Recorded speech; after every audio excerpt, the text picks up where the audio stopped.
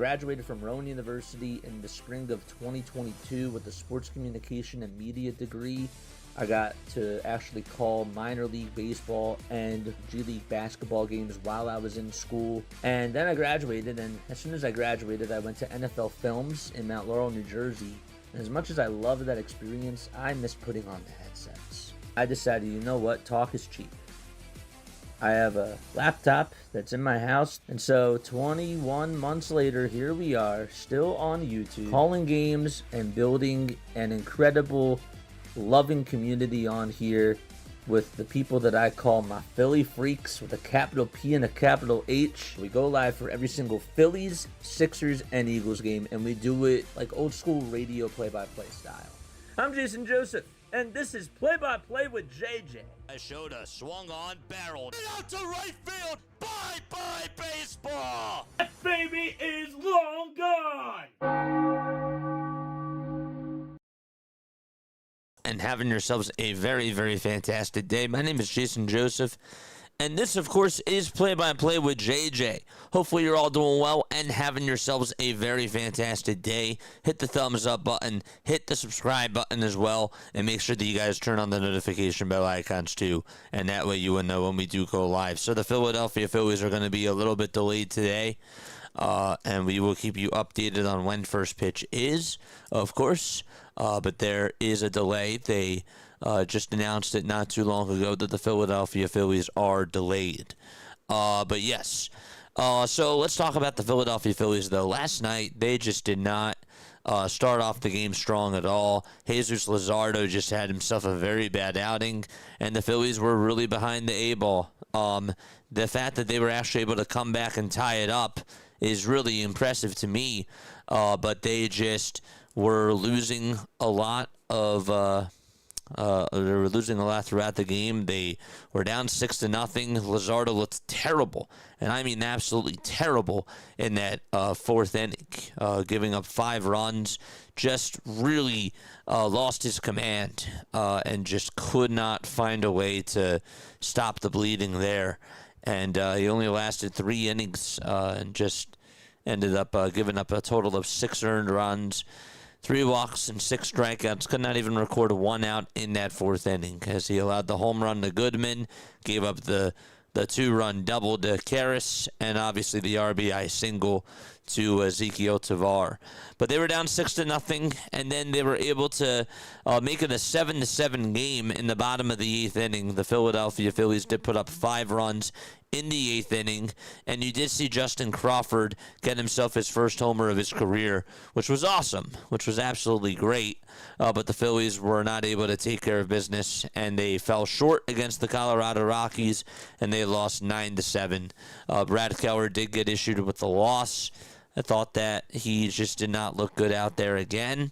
This is just another one of those outings for Brad Keller where you thought he was going to go out there and dominate, just was not able to do so. So, unfortunate loss for the Philadelphia Phillies last night, and they will try to get back into the series today and try to even up the series at 1 apiece once first pitch is underway. The guy that's going to be pitching for the Philadelphia Phillies tonight is going to be Aaron Nola. Nola this year has a 5.06 ERA. He's also struck out 40 batters as well in 7 games started. This is the type of outing that we need Aaron Nola to just go out there and give you 6 innings. We really need Aaron Nola to be able to have himself another good outing. He did great in his last one. The fact that the Philadelphia Phillies were able to win 1-0 and Aaron Nola started the game, he was a main reason why the Philadelphia Phillies were able to get the W. He pitched really awesome. He was getting hitters off balance. The knuckle curve looked really good. And he just provided a lot of really good stuff out there. And that was really awesome to see. So, all right. The tarp was just coming off the field not too long ago. It looked like they were taking it off over towards the infield, and that's why the start time is going to be a little bit late. Trying to keep up with it over on the socials. But regardless, we got Phillies baseball tonight. I want to hear what your final score predictions are, though, on this game. The game, they say, is approximately going to start at 6:30 p.m. Eastern Time. So that is when first pitch is going to be for this Philadelphia Phillies game. So 6:30 is the approximate start time for tonight. We did hear 23 minutes ago that Zach Pop is going to begin a rehab assignment tonight with AAA Lehigh Valley. Remember, he was dealing with a right calf strain. So the fact that they're ready to get him back, I think that that's definitely a step in the right direction for sure. But final score predictions and MVPs for tonight, let me know down below. All right. We got, yes. Hello, Justin. What's going on, my friend? How are you doing? Good to see you out there. I'm doing pretty good. I can't lie. I'm happy to see everybody that's on here for sure. We'll get on into the starting lineups in just a little bit, but let me ask you guys this. So the fact that the Philadelphia Phillies have now had a little bit of time with Don Mattingly at the head of the helm and Rob Thompson no longer being the manager, I'd like to hear what your letter grades are for how the Philadelphia Phillies have played under Don Mattingly. Give me a letter grade and tell me why. Tell me why do you feel that way? So, my letter grade, for example, is a B-. I'm giving Don Mattingly a B-. And here's why. When I'm watching the Philadelphia Phillies play, first and foremost, unfortunately, they've been playing against bottom-tier teams. Now, the Athletics are winning the division in the AL West, but they have really not been a good team this year. They just have not. They're under 500, and they just have not been able to provide a lot of good play. So I feel like that the schedule has part to do with it. But if we're talking about him from a managing perspective, from a managerial perspective, this guy has certainly pushed good buttons. Alec Bohm would not be getting sat down by Rob Thompson for 2 games in a row. Just look at the lineup tonight. Edmundo Sosa would not be playing left field under Rob Thompson. Sosa did play left field last year under Rob, but then he stopped doing it. So the guy is trying to find ways to adjust. The guy's trying to make moves.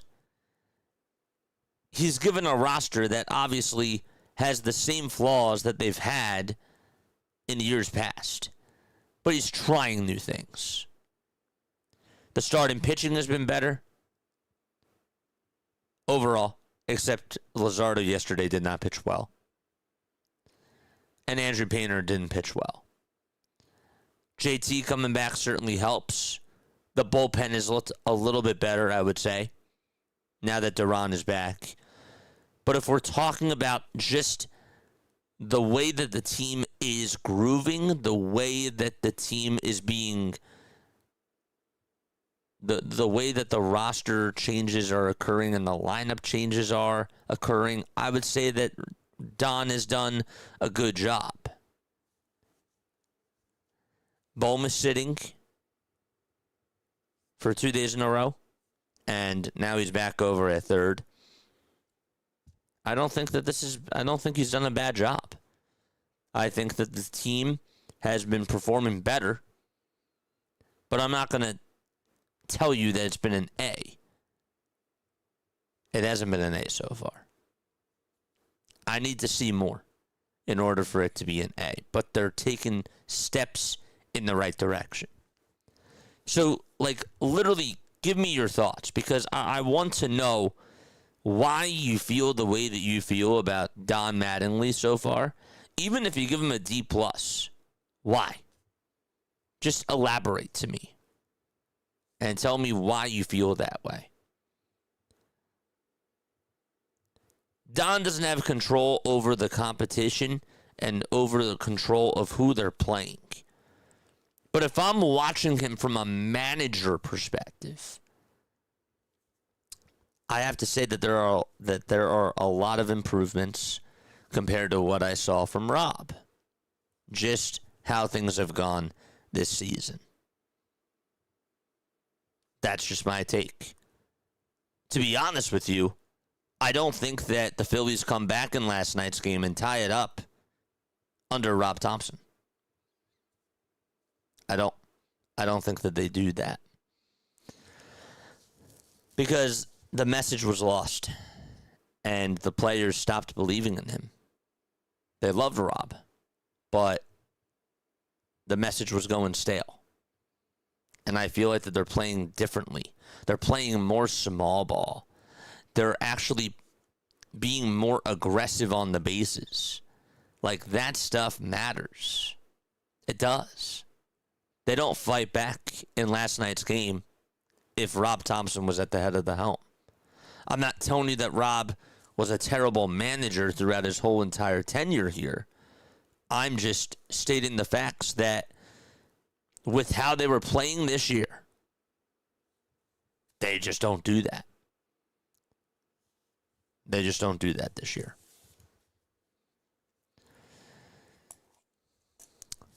Let me know what you guys have to say about that down below.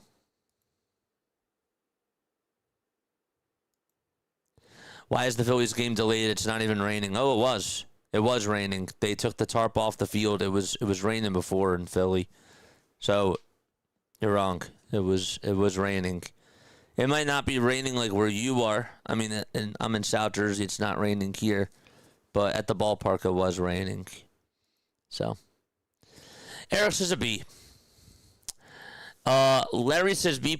Offense is closer to doing what they're supposed to be doing. Starting pitching is a little disappointing. Yeah, but they're not, like, when the starters were pitching in their last go-around, before when Rob was still at the head of the helm, Christopher Sanchez was not great. Luzardo was not great. Like, they were all struggling. This go-around, besides Painter and besides Luzardo, they were looking better. They were. Even Zeus in the outing before, his last one, was looking much better than what he did under Rob. So, JT helps a lot. Marsh is hot. Absolutely. Absolutely, those things are a factor. But we're just talking about Don Mattingly and his imprints on the game. The moves that he's making. Are you happier with him at the head of the helm compared to Rob? Let me know. Let me know what you think. If they stay like this all season, they'll make the playoffs. They've been cooking lately. I hear you. Hello, JJ. I'm at the Phillies game. That has a new start of 6:30. Yeah, 18:30 hours. Yeah, 6:30. Lumble says you guys need to use Sosa every day, and Don knows that. I give him an A+. You guys have turned it around, and it's because of those lineup changes and decisions he's made. That's a great point. I've been saying that they should play Sosa every day. They're not going to. But even if Edmundo Sosa doesn't have a primary position, his bat has to be in the lineup somehow, some way. I still believe that. I do. And I will stand by that for a while. When Trey Turner was injured a couple of years ago, and he was actually putting up all-star level numbers, Edmundo Sosa didn't miss a beat, if you guys remember that. Edmundo Sosa was playing very, very good baseball. And actually, over at shortstop, it was a natural fit for him over there. I feel like that shortstop is his natural position. I really feel that way. But the guy loves to play. The guy's a competitor. He's a warrior. And he's just a versatile guy. When I watch the Dodgers, and I know I use them as an example a lot of times, but when I watch the Dodgers play, I see them putting Max Muncy over at first base. I see them putting him over at third. In years past, I'm saying. Now he's pretty much over at third. I look at Tommy Edman, a second baseman, a shortstop, a left fielder, a center fielder, and a right fielder. I looked at Chris Taylor, second base, shortstop, third, left field, center field, right field. Right? Like, they had so many really good utility players, and they still do. You know, when Tommy Edman comes back, he's a utility guy. Mookie Betts, I know he's playing shortstop now, but bet you we could still probably play left field. He could still play center. No matter where you tell him to play, he'll play. And they just have those guys. And I really wanted to see the Phillies try to get more versatility, and they just don't use Edmundo Sosa as that type of a guy as much as they should. So it is now 6:16 p.m. Eastern Time. More final score predictions, let me know down below. Brian says C. ERA high, batting average low. That's the letter grade that you would give to Don Mattingly. Yeah. So anyhow, so that is where I stand on things. Let me know what you guys think down below. All right, let's get on into our 3D. All right, we'll also change up our little graphic here. Okay, we'll get this ready to rock and roll. And we'll get on into the starting lineups for tonight's game. So for the Colorado Rockies, it'll be Edward Julian, who's going to be leading it off for Colorado. And following right after him is going to be former Philly Mickey Moniak, who's playing out in center field tonight. So it's Julian over at second base, and then over at center field is Mickey Moniak. Batting third is Hunter Goodman. He's playing over at the DH position. TJ Rumfield is playing at first, and he'll be batting fourth. Fifth is Troy Johnston, who's playing out in right field. Sixth is Willie Castro, who's playing over at shortstop. And then you got Jake McCarthy out in left field. He'll be batting seventh. Eighth is Kyle Karras, and he'll be playing over at third base. And Brett Sullivan is going to be batting in the 9 spot. He will be the catcher for tonight's game for the Colorado Rockies. And he is the caboose. So once again, it's Edward Julian. Okay, it's Julian, Moniak, Goodman, Rumfield, Johnston, Castro, McCarthy, Karras, and also Sullivan as well. Let's get our window capture up and running. We'll do that right now. There we go. Good stuff. So that is the lineup for the Colorado Rockies. Meanwhile, for the Philadelphia Phillies, they have Trey Turner batting leadoff, Kyle Schwarber batting second, Bryce Harper hitting third, playing over at first. Adolis Garcia is out in right field. He'll be batting fourth. Batting fifth out in left field today, it is Edmundo Sosa playing out in left field for the first time this year. Brandon Marsh is out in center. There's no Justin Crawford, but Marsh is batting sixth. JT Realmuto will be batting seventh, and he will be catching behind the plate. Alec Bohm is over at third base, and he'll be batting eighth. And last but not least, batting in the 9 spot for the Philadelphia Phillies is Bryson Stott, and he'll be playing over at second base.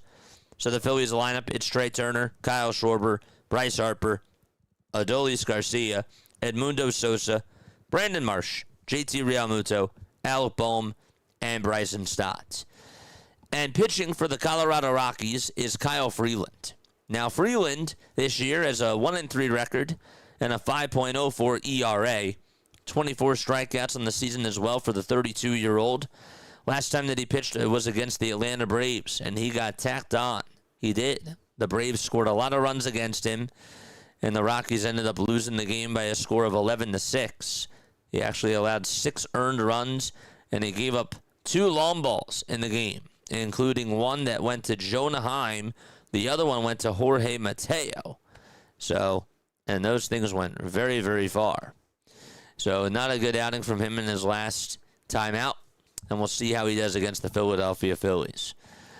This is a guy who really has struggled with his command of his fastball. Early on in his career, he had some electric stuff. He did. He ended up doing a very good job during his second season. He went 202 innings, and he actually ended up striking out 173 batters. Ended up going 17-7 that year. But it's been a while since he's just been able to look like a dominant pitcher. And look, the Colorado Rockies have obviously had trouble with producing really good pitching, but they've held on to him for a little bit of time. And now he's 32 years old, and the Phillies are going to try to get some runs off of him, and hopefully they can try to take him out of the game and get to that Rockies bullpen. You got to rack up the wins. It doesn't matter how they come. It doesn't matter who it's against. You got to get the wins. I was proud of the fight that they showed last night, but they didn't get the job done. And they should have won that game, and they weren't able to do so. The umpires for tonight: John Bacon is over at home plate. Edwin Moscaso is over at first. Nick Lentz is the second base umpire. And Vic Carapazza is over at third base. So those are the crew chief for tonight. The Colorado Rockies, of course, their manager for their ball club is Warren Schaefer. And the Philadelphia Phillies have Don Mattingly as their skipper for tonight's game. Other scores around Major League Baseball. We'll do that right now. So the Nationals and the Marlins are tied 4-4. That game is currently in the bottom of the seventh. Mitchell Parker just came on into the game facing Liam Hicks. And the Marlins are a base hit away from taking the lead. Jansen Junk went 6 innings for Miami. He allowed 4 earned runs, and he also struck out 6 batters. And then Richard Lovelady got the start today. Only went 2 innings for the Washington Nationals. Zach Little also ended up pitching 4, and he did not strike out a batter, but he gave up 2 earned runs. James Wood homered in the game. Kyle Stowers also hit a home run as well, and so did Xavier Edwards. Edwards actually tied it up in the bottom of the 7th and hit a 2-run shot for them. And then other scores going on. The A's actually have a 5-0 lead against the Baltimore Orioles, who are getting shut out at home. Aaron Chevelle, 5 innings, 6 hits, no runs, 3 walks, and 6 strikeouts for the A's. Shane Baz on the other side, 4 2/3, 5 earned runs allowed, 3 walks, and 5 strikeouts. He did give up a RBI single to Shea Langeliers and a sacrifice fly to Shea Langeliers as well. And obviously a 3-run homer to Brent Rooker, who was starting to heat up. And so that's how they have a 5-0 lead. The Blue Jays, they beat the Angels today 14-1. The Astros are down 3-1 to the Cincinnati Reds. That game is in the bottom of the 8th inning. Cincinnati has the lead. The Twins and Guardians are currently in a rain delay, and hopefully that game will get started soon. The Rays and the Red Sox got postponed. The Blue Jays did win against the Angels 14-1, as we mentioned before. And then tonight at 7:05, you got Cubs versus Rangers. At 7:10, it's Yankees and Brewers. Then you got Cardinals and Padres at 7:15. Also, Tigers and Royals at 7:10. And Mariners and White Sox at 7:10 as well. Mets play the Diamondbacks at 7:15.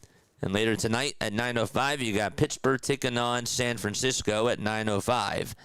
And the Braves are playing against the Dodgers. Spencer Strider is going to face Blake Snell. We'll see how Blake Snell does for the Dodgers tonight. And Spencer Strider, too. Should be an interesting matchup out at Dodger Stadium.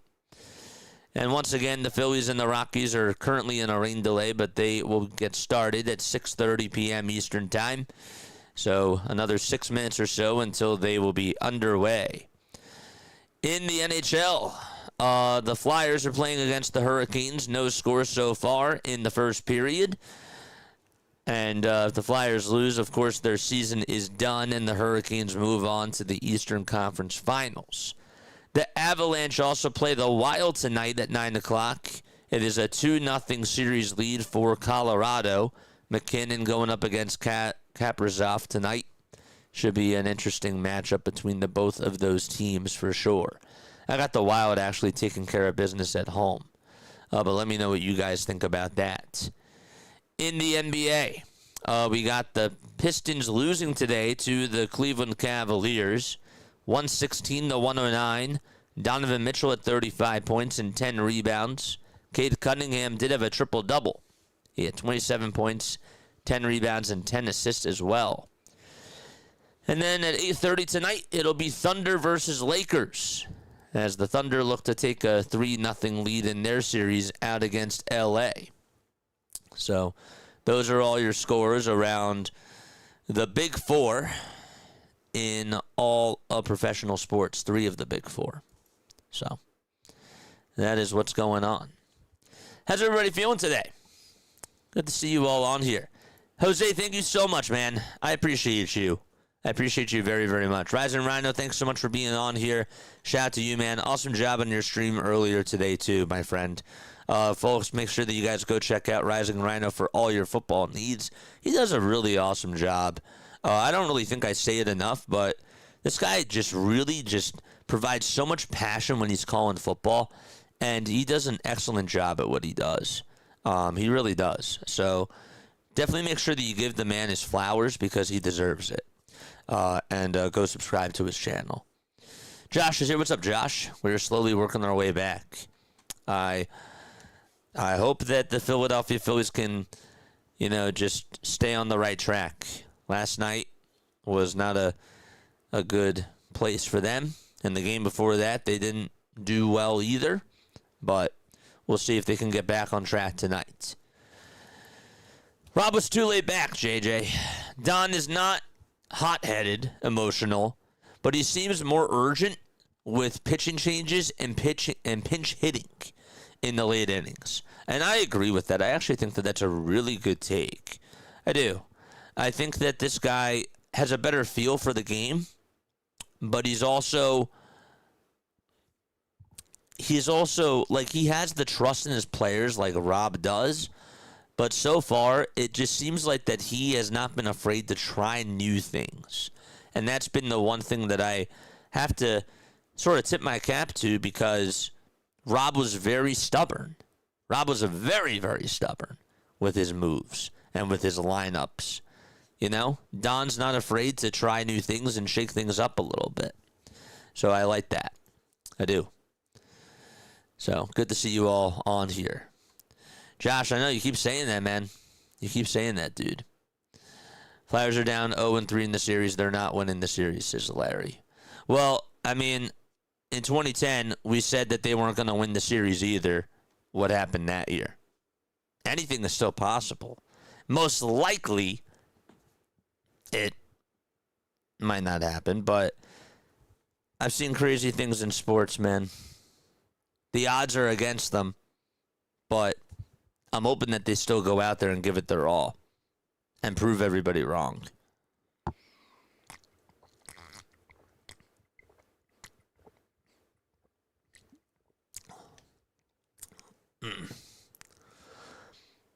But yeah. All right, Josh, you keep repeating yourself, man. I'm gonna have to time you out. I can't have you doing that. I can't have you spamming my chat. I can't have you doing that, man. We got 105 people tuning on in. Forrester got his first goal. Let's go. Nice. There we go. Good stuff.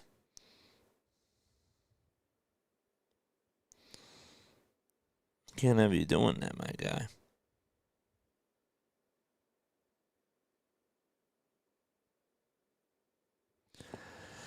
All right, so we're ready to get things started. We're ready to rock and roll right now. Aaron Nola is going to be on the hill. 7 starts for him this season. A 2-3 record, a 5.06 ERA as well. And 40 strikeouts and 37 1/3 of an inning. So this will be his 8th start of the season. He's looking to try to go 3-3.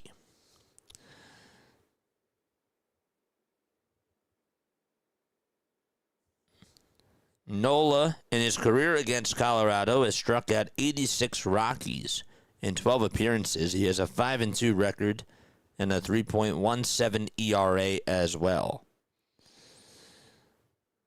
Last time that he faced them, though, was back in 2024.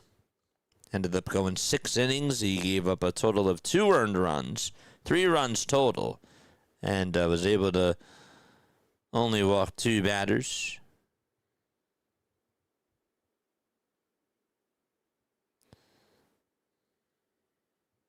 Also struck out 4.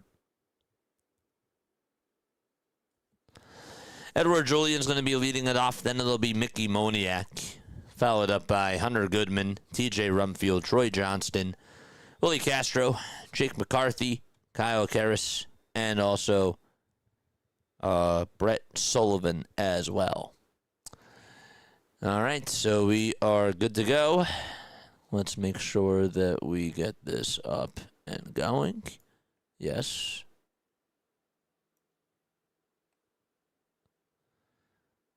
Good. Is that better?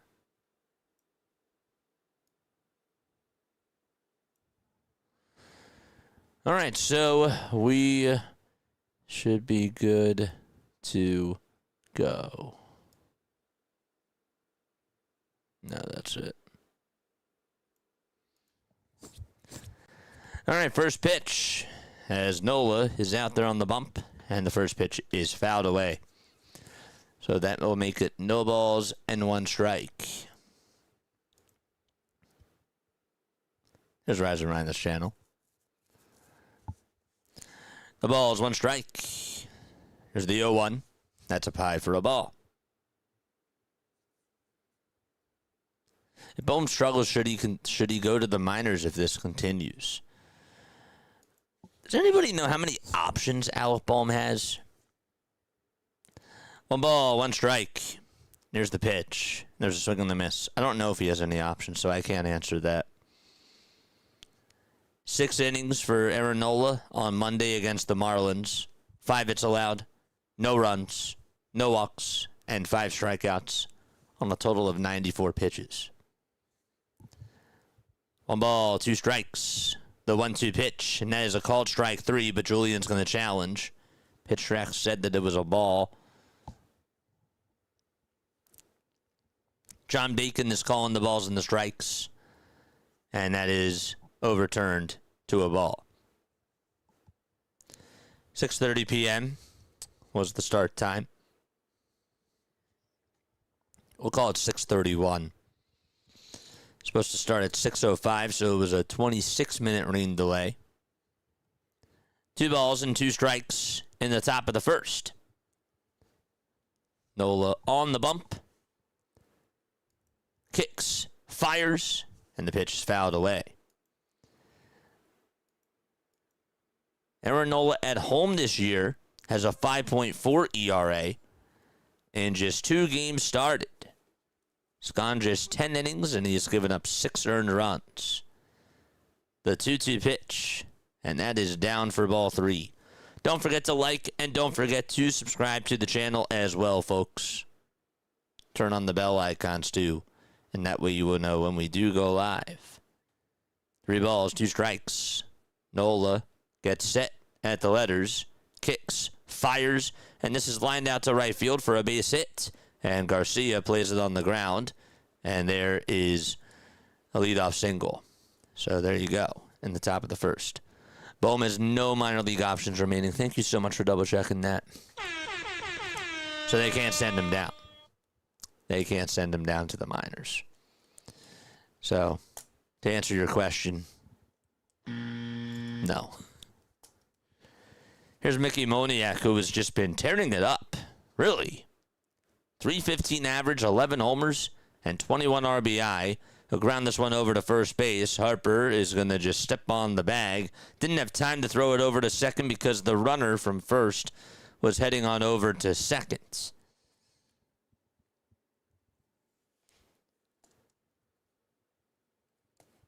So Edward Julian went on over to second base. And there's 1 out. He would have to be DFA'd, which means you'd take a chance on losing him, for sure. The pitch, and a fastball down the pike for strike 1 at 92 miles per hour. Whoever just subscribed, thank you very, very much. I appreciate you.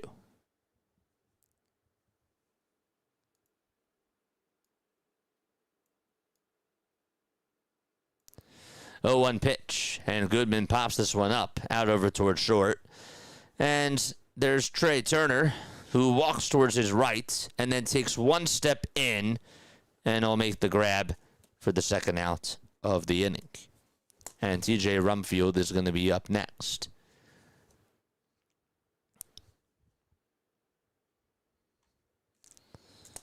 So Julian singled. Moniak grounded out to first. Goodman popped out to short. And here's TJ Rumfield. And he will take a pitch that is downstairs for ball one. The Fightins have JT catching, Aaron Nola on the bump. And from first to third, it's Harper, it's Stott, Turner, and Bohm. 1-0 pitch. And a good knuckle curve there. That's at the knees for strike one. From left to right, the Phillies have Sosa in left today. In center field, it's Marsh. And in right, it's Garcia. 1 ball, 1 strike. Here's the pitch, and that is called strike two. It was a cutter that hit the top tier of the zone. Rumfield will challenge. Pitch track's call to the strike. And what will ABS say? They will also confirm that that is a strike. So Colorado is down to 1 ABS challenge. Up next is Troy Johnston. And in the hole is Willie Castro. 1 ball, 2 strikes, top of the first. Phillies lost last night 9-7 to Colorado. So you got Nerfy. 1 ball, 2 strikes. And here's the 1-2 on the way. This is going to be fouled away. And for those of you who don't know what Nerfy is, I'm learning as I go. It's a sports betting terminology or term that means no runs, first inning. So first inning will be 0-0. So you got Nerfy. 1 ball, 2 strikes. And here's the 1-2. And that is inside for ball 2. What's up, Leonard? Leonardo. Oh, my gosh. My bad. My bad, man. 2 balls, 2 strikes, and the 2-2 pitch. And this is popped up. And this will be a foul ball.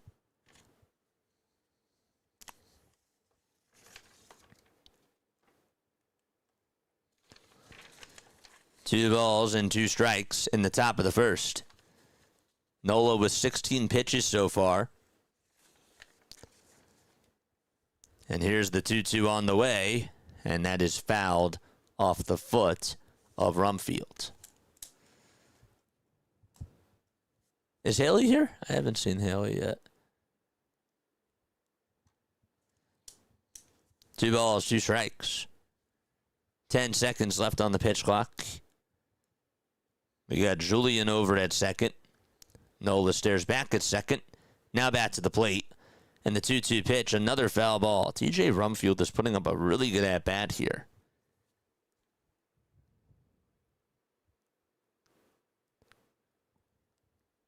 It's been an 8-pitch at-bat. I got somebody that I got to say hi to.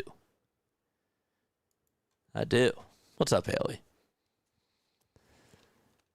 2 balls, 2 strikes. And the 2-2 on the way. Strike 3 called at the knees. Is she there with you? Or no? JJ, I think that this is the year Mike Trout gets traded to Philly. I've been waiting for the day, man. I've been waiting for the day. All right, so we go to the bottom of the first. So Julian singled. He gets stranded over at second base. And we go to the bottom of the first inning. The Phillies are going to come on up to the plate. And their starting lineup will look just like this. It'll be Trey Turner batting leadoff. Kyle Schwarber is batting second. Bryce Harper is hitting third. Then you got Adolis Garcia batting fourth. Edmundo Sosa is batting fifth. Brandon Marsh is batting sixth. Seventh is JT Realmuto. Alec Bohm is batting eighth. And batting ninth is Bryson Stott. She's there. All right, cool. So I gotta take a second. 1 second. Okay, there we go. There we go. All right. I gotta take 1 second. Lauren! What's up, Lauren? How you doing? Want to make sure that I said hello to you. I hope you're having a great day, Lauren. Love you so much. Thanks so much for tuning on in, as always. Go Phillies. And Lauren, I hope you have a great rest of your day. You're the best. Shout out to Lauren. Oh, man. And shout out to the rest of the family, too, of course.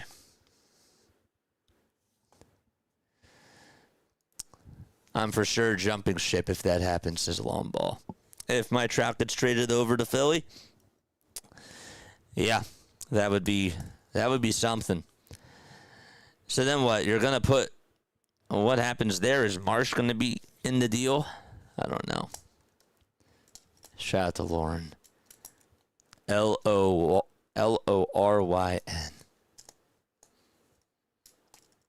Trey Turner is up to bat.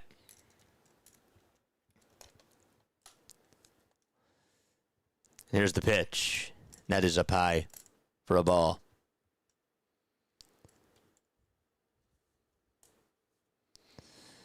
Here's Kyle Freeland.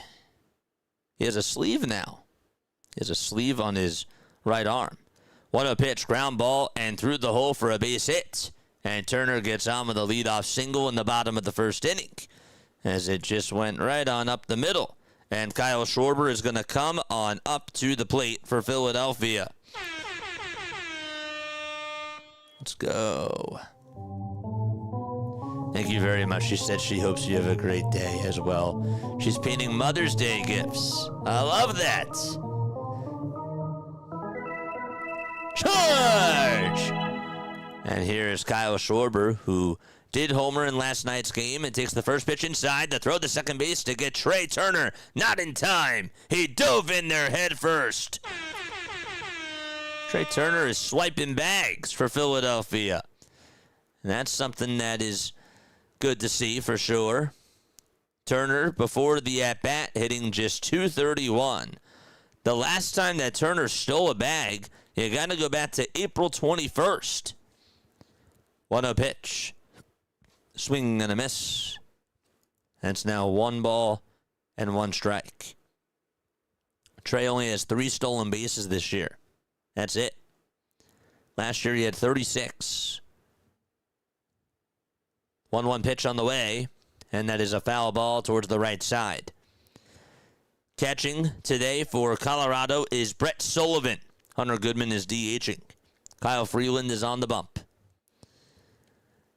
By the way, Harper is not in the game. Reyes is in instead. 1-2 on the way to Schwarber, and that ball is flied foul. Felix Reyes is on deck for Bryce Harper. That's a little bit shocking.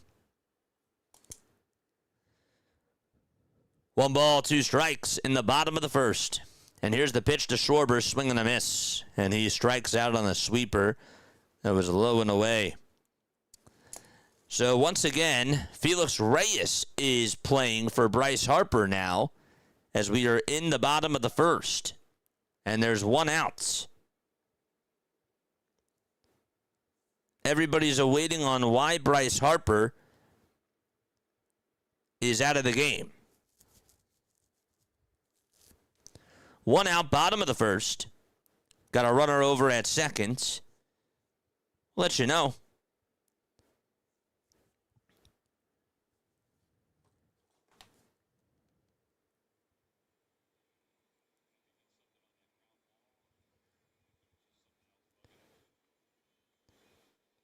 Tom McCarthy said that maybe there was something that was bugging him on that ground ball that he had hit over to him from Mickey Moniak.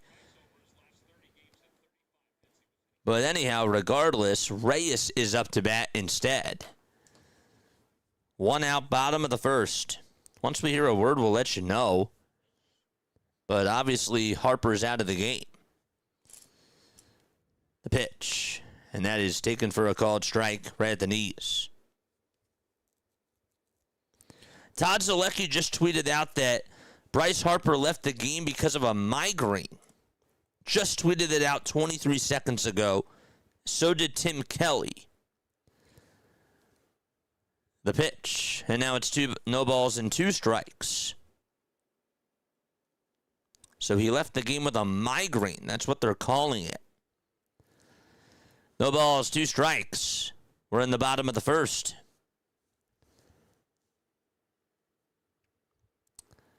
Here's the 0-2 on the way to Reyes, and that is up high for a ball. So Crawford was dealing with a migraine. We saw Painter deal with a migraine. And now Bryce Harper has a migraine. All at different times, of course. 1 ball, 2 strikes to Felix Reyes. And the 1-2 on the way. Strike 3 called. It's at the knees, and Reyes was like, yep, I'm not going to challenge that. And Freeland gets himself back-to-back strikeouts. Troy Johnston is playing out in right field for Colorado. Mickey Moniak is in center. Jake McCarthy's out in left. Brett Sullivan is catching. Kyle Freeland is pitching. TJ Rumfield's over at first. Edward Julian is over at second base. At third, it's Kyle Karras. And, of course, at short, it's Willie Castro. Here's Garcia in the box. And the pitch is in there for a strike. Phillies are in their white and red pinstripes. The Phillies also make my head hurt, says somebody on Twitter. The ball is 1 strike to Adolis Garcia. They looked back over to second. No throw was made. This whole team gives me a migraine. Tell you what, the Sixers give me a headache. That's true. Absolutely true. 0-1. That's down for a ball. Yeah, well, you're right. It is true. Migraines aren't fun. They really are not fun. I had one a couple of nights ago. 1-1 pitch. Swing and a miss. It's 1 ball and 2 strikes.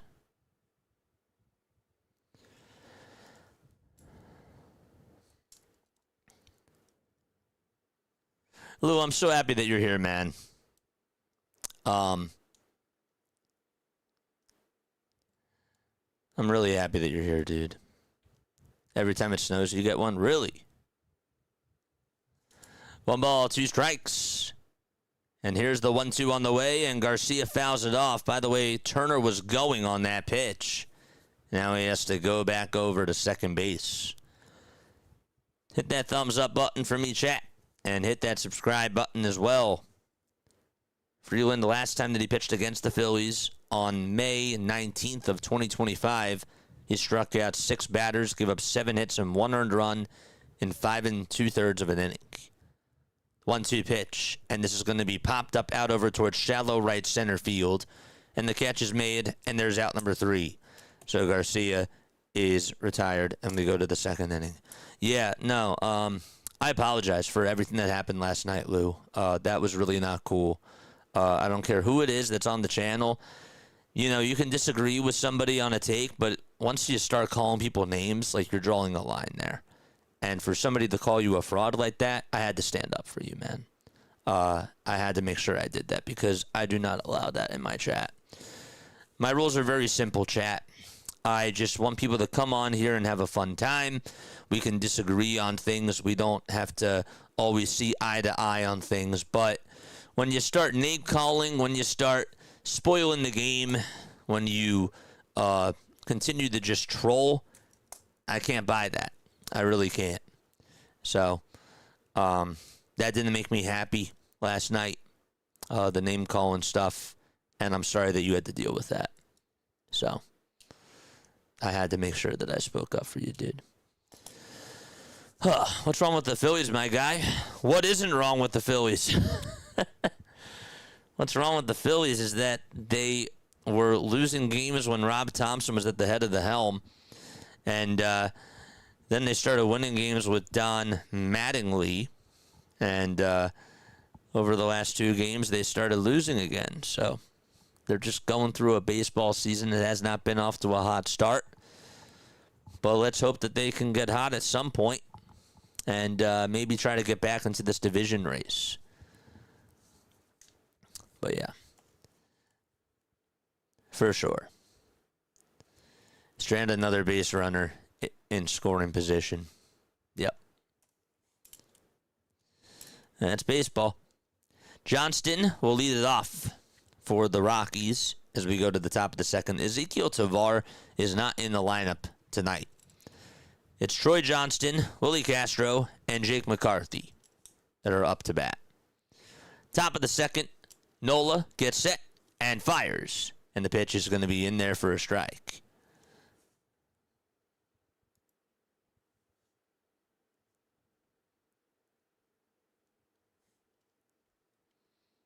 An ugly loss. It was 9-7. It started off ugly. But yeah. 1 ball, 1 strike. So once again, in case you're just tuning on in, Harper was in the starting lineup and then left the game with a migraine. And that's why Felix Reyes came on in to pinch hit for him. 1-1 pitch, ground ball, diving, stop by Stott. He gets up, he fires to first base, and gets him in time. Johnston thought that he was safe there, but what a play by Bryson Stott. That's the Bryson Stott that we know. Rockies say, hold up a second, and they will not challenge it. There's 1 away in the top of the second inning. There we go. Nice play. Bang, bang play there for Bryson Stott, taking away a base hit from Troy Johnston. Played him right up the middle, dove towards his right side. And here is Willie Castro, who will foul off the first pitch that he sees. And the count is 0-1.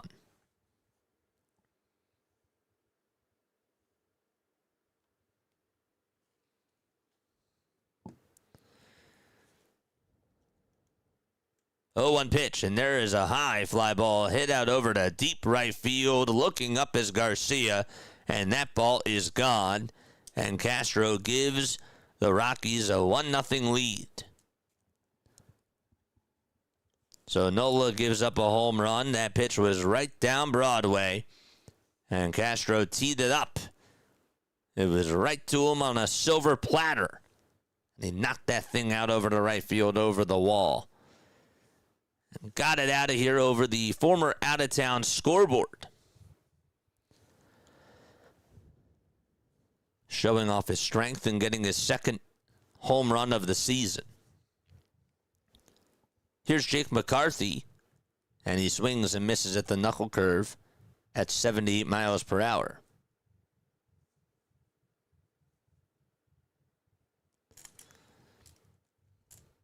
Stott sucks. Well, he just made a nice dive and play there, so got to give him credit for that. No balls, 1 strike in the 0-1. That's down and in for a ball. Jake McCarthy batting .286 in 29 games with 2 homers and 15 RBI.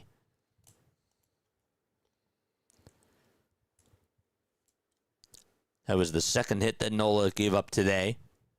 That also could have been a 2-run home run, chat, if Stott didn't make that play.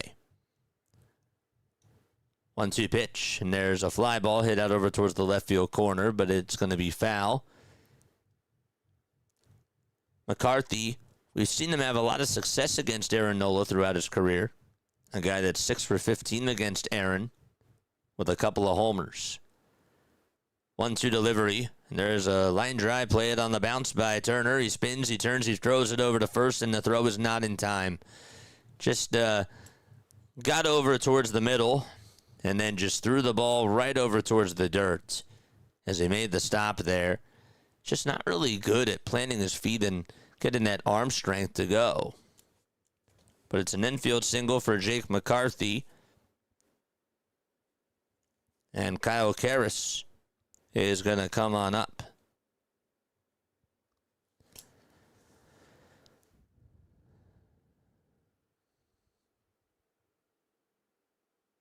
This game's over. Come on, man.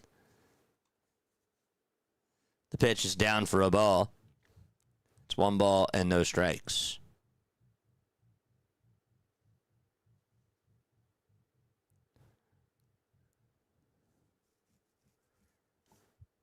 8 seconds left on the pitch clock. 1-0 pitch, swing and a miss.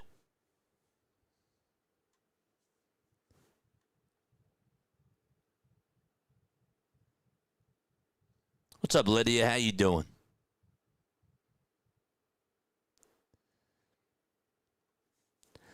One ball, one strike. We're in the top of the second. There's one away. There's the 1-1. And that is down and away for ball 2.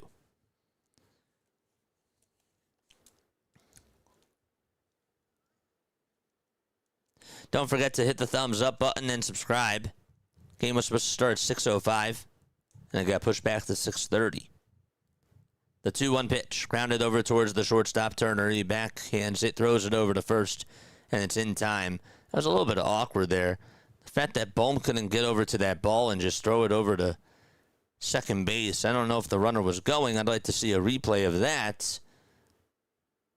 And I don't think that they will. Bohm had to try to duck there. Just couldn't get to that ball. And Turner was able to get the easy out over at first.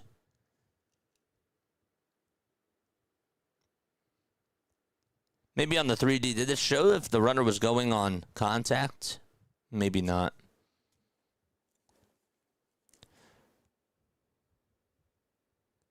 Here's Brett Sullivan with 2 outs in the top of the second. That's an 0-1 count.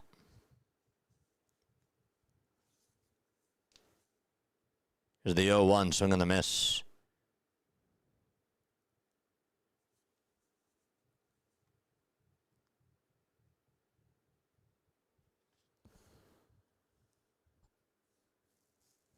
No balls, 2 strikes to Brett Sullivan. He's batting over 360 against lefties. The 0-2 fouled away.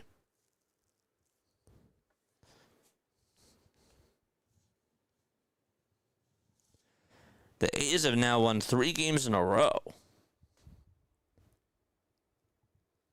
So that they just got another win. The ball is 2 strikes. Nola gets set at the letters and fires. And this is popped up out over towards shallow right center field. Stott says he has it. Then gets called off by Marsh. And Marsh will make the catch. With the sun in his eyes for out number 3. We're going to go to the bottom of the second. Phillies are down 1-0.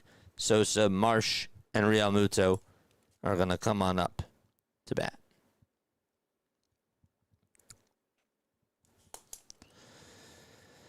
Oh, man.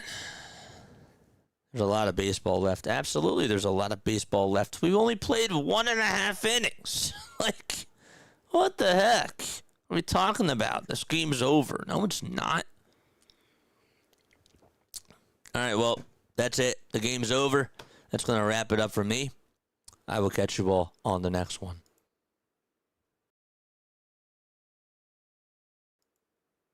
Got him!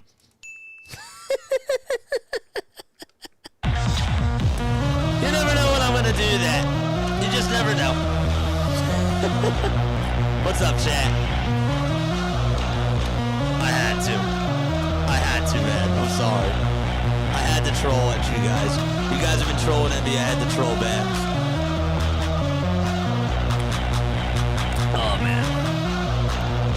What's up, Chad? I love you guys, man. It's good to see everybody on here.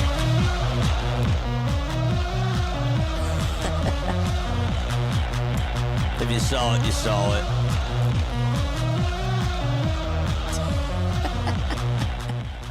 I just gotta put smiles on y'all faces. I do. I had to. Edmundo Sosa is gonna lead it off as we go to the bottom of the second inning.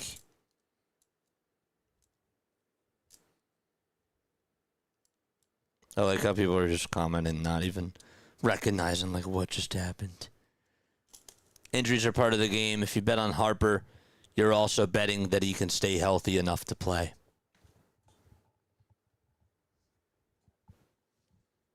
It's true. We don't need the other 45 outs. Oh, man. Let's go. What's up, Deb? How you doing? How you doing? Edmundo Sosa is in the box. In the pitch. That's in there for a strike.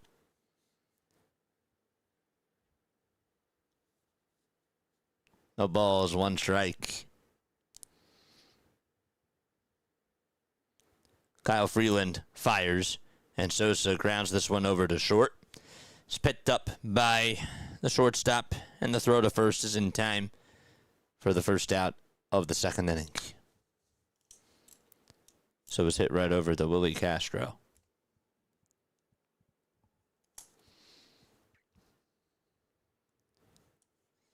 Don't forget to hit the thumbs up button, chat. It's 7:01 p.m. Eastern Time. We got 254 of you guys on here. Already 54 likes. Hit that thumbs up button for me if you can. And the pitch. It's going to be in there for a called strike to Brandon Marsh. Oh, we're at 109 likes. Let's go. Let's go, chat. Don't take that foot off the gas pedal, though. Next pitch. Foul ball.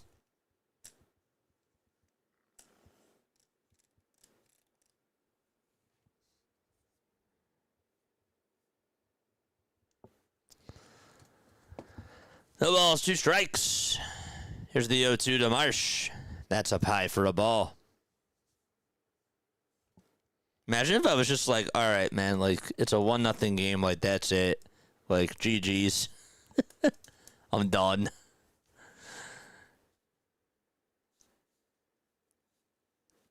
One-two pitch. That is down for ball 2. Get to that 300 marker. And if you did subscribe to the channel, comment who you are down below, by the way. 2-2 pitch to Marsh. Foul ball. Brandon's batting average is at .333.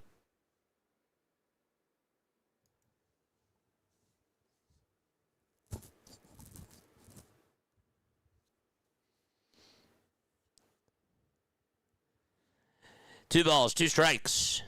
Kyle Freeland gets set and deals. Swing and a miss. And there's out number 2. That knuckle curve has been very strong today. And there's the second out. Up to bat next is JT.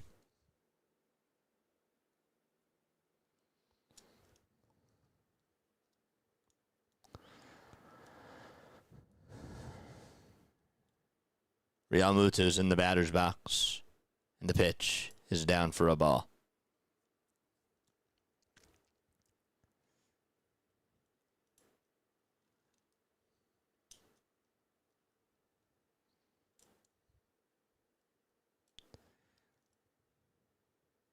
Freeland kicks, fires, and the pitch is inside for ball 2.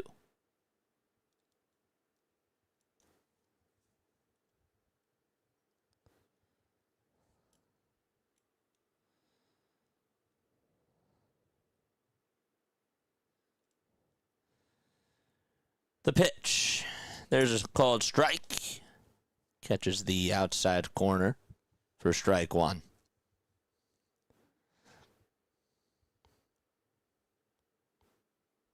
Has anybody ever seen the musical Rent? The 2-1 foul ball. Very random question. But have you ever seen Rent? Whether it's on Broadway or the movie version. I'm only asking because the soundtrack has been stuck in my head for the last 2 days. That's been my earworm. 2 balls, 2 strikes. Freeland fires, and the pitch is inside for ball 3.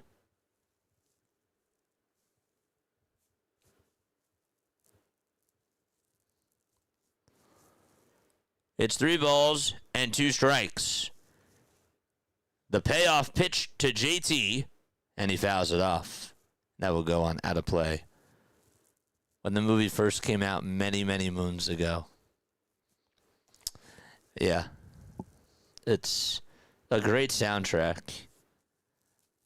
I kind of forgot about how great the soundtrack was. 3-2 pitch to JT, and there's a high fly ball hit out over to deep right center field. It's going to go back towards the track, but it's caught by Mickey Moniak right in front of the right center field wall for out number 3. He took it for a ride, and it was caught on the warning track for the third and final out of the inning. And we're going to go to the third inning. It'll be Edward Julian leading it off, followed up by Mickey Moniak and Hunter Goodman. Team America movie opening scene was a satire of Rent, really?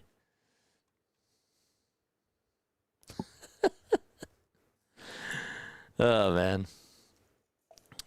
It's a great soundtrack.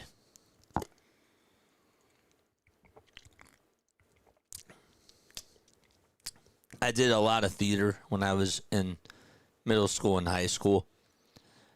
And we would sing. We would have the Wicked soundtrack on. I got into Wicked that way. And Rent, it was the same thing.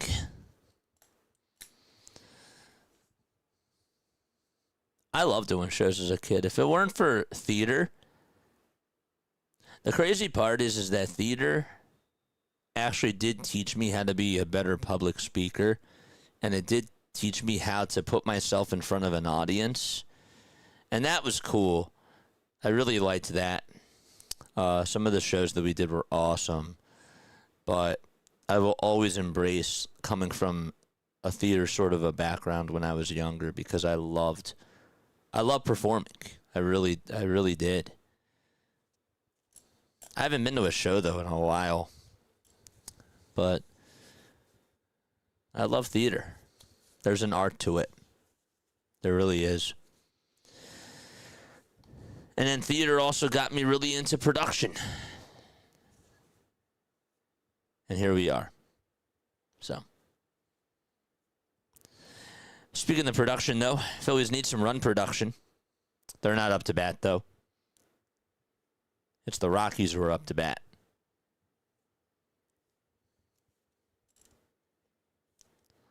Edward Julian will lead it off. Julian actually led off the ball game with a single.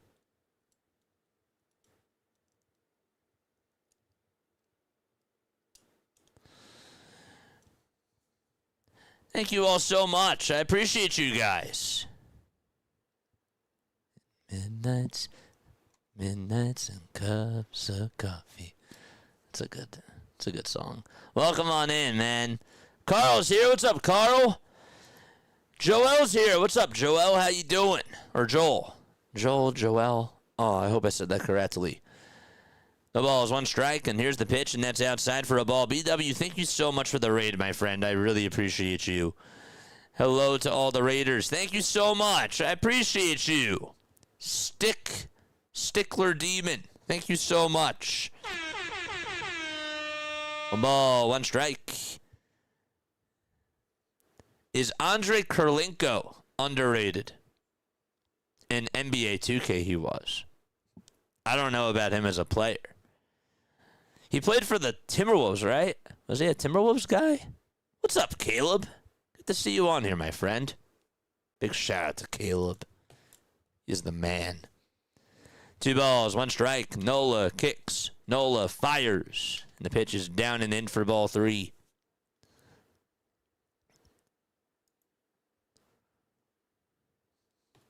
Phillies are down 1-0.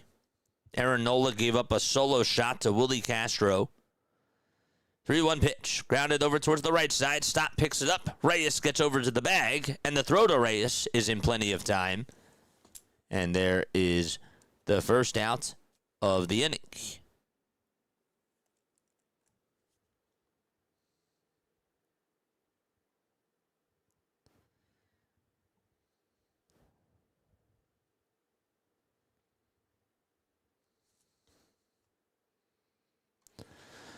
The pitch. That's down for a ball. 76ers are going 4-0 next week. Well, that would have to start tomorrow, unless tomorrow's game is postponed, which I doubt. Got a Flyers jersey for my cat. There we go. Love that. Send me a pic. Send a pic to the hotline. I'd love to see it. 1 ball, 1 strike. I performed in several plays years ago, mostly musicals. Which ones, if you don't mind me asking? Here's the 1-1 pitch. It's a foul ball. Stickler with the sub. Thank you so much. David Decker with a sub as well. Thank you.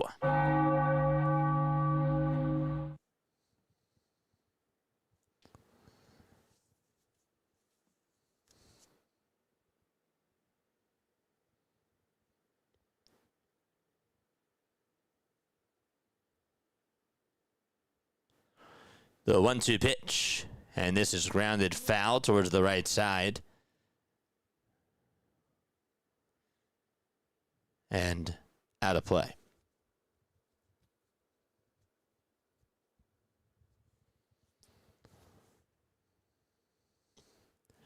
Ben's here. What's up, Ben? Good to see you on here, my guy. Phillies are down 1-0 to the Colorado Rockies. The 1-2. Foul ball.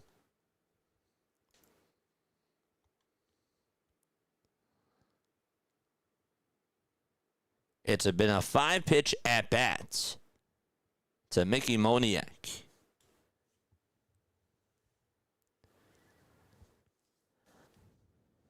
One ball, 2 strikes. And the 1-2 pitch, here it comes, swing and a miss. And there's a strikeout. And the throw over to first is in plenty of time for the second out of the inning. I hate to ask how the Orioles did today, but I'm going to anyways. How did the Orioles do today? I saw that they were getting shut out. Was it still a shutout?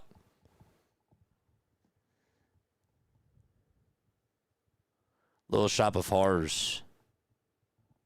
I knew what you meant. 2 outs, top of the third. The pitch. Here it comes, swing and a miss.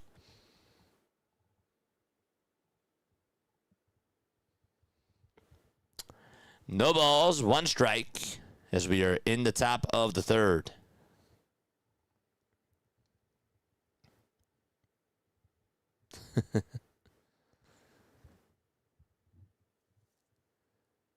Eight seconds left on the pitch clock. The 0-1. That's down in the way for a ball. So it makes it 1 ball and 1 strike. Phillies will wrap up this series tomorrow afternoon against the Rockies. That game will be at 1:35 p.m. Eastern Time. The pitch inside for ball 2.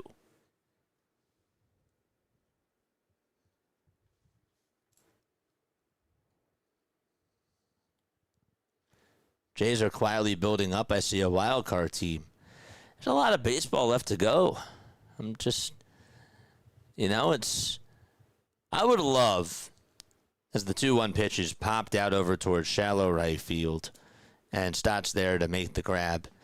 I would love to do, and I should have started this earlier, but I'd love to take a picture of, people's takes that they've had before the season, and then at the end of April, the end of May, the end of June, the end of July, all the way until the end of the season, and see how people's opinions change. Because obviously everybody's opinion changes. My opinion changes. It changes a lot.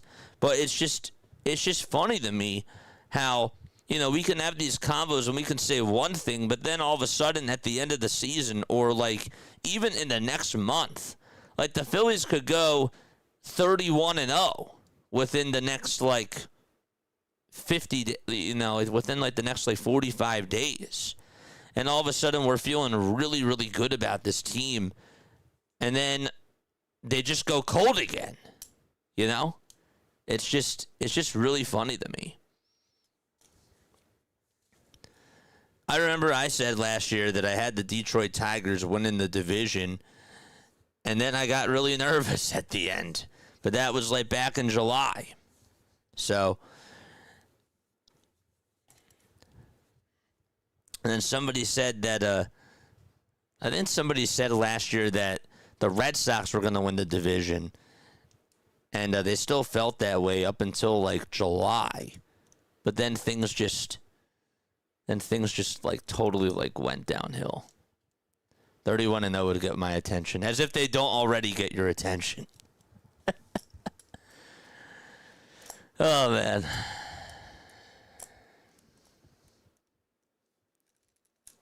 It's funny. 31-0. The point is, they could go 18-13. Okay, we'll be more realistic. 18-13. And yet people's opinions would change. Okay. Now I have to keep it real. I understand. I got to be very, very real. But no. You know what I'm saying. 1 ball, no strikes. The 1-0 pitch. And that is down and in for ball 2. What was your worst season of Phillies fandom? Oh, gosh.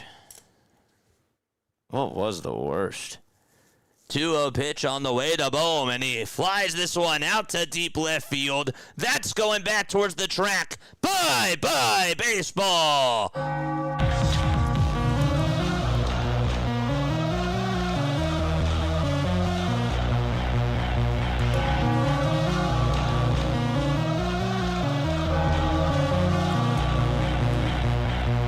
Snapped out of a funk, I guess.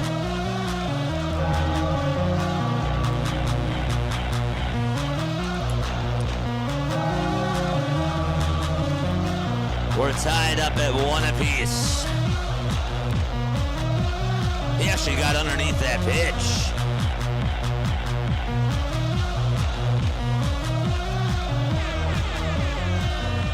Here comes Bryson Stott in the pitch, and that's in there for a strike. The worst Phillies season that I got to witness, I don't know, 2012 was bad. The Cody Ashley year, was that 2015? That was horrible. I would say 2015 was probably the worst. That was when Pete McCannon was at the head of the helm, right? I'll go 2015. The ball's 2 strikes. That's his first homer since opening day, by the way. 0-2 pitch. And that's up high for a ball to Bryson Stott.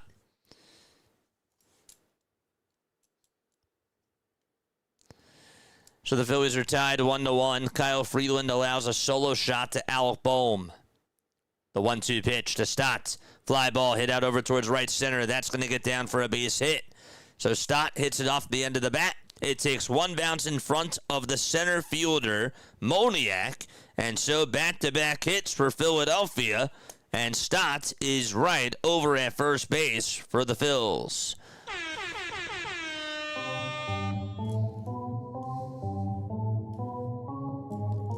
2015 with 99 losses was brutal. Yeah, that was bad. Charge! The pitch to Turner. Line drive, base it out to center field. Moniak plays it on the hop again. So, Phillies have runners over at first and second base. And coming on up to bat is Kyle Schwarber. Schwarber struck out in the first. Kyle has 21 extra base hits this season. Harper is 19.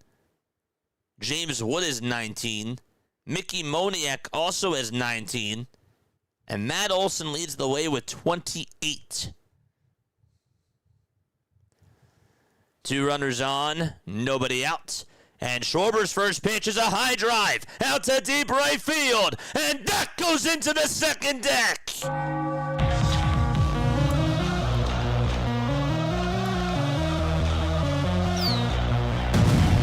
Number 14 for Kyle Schwarber.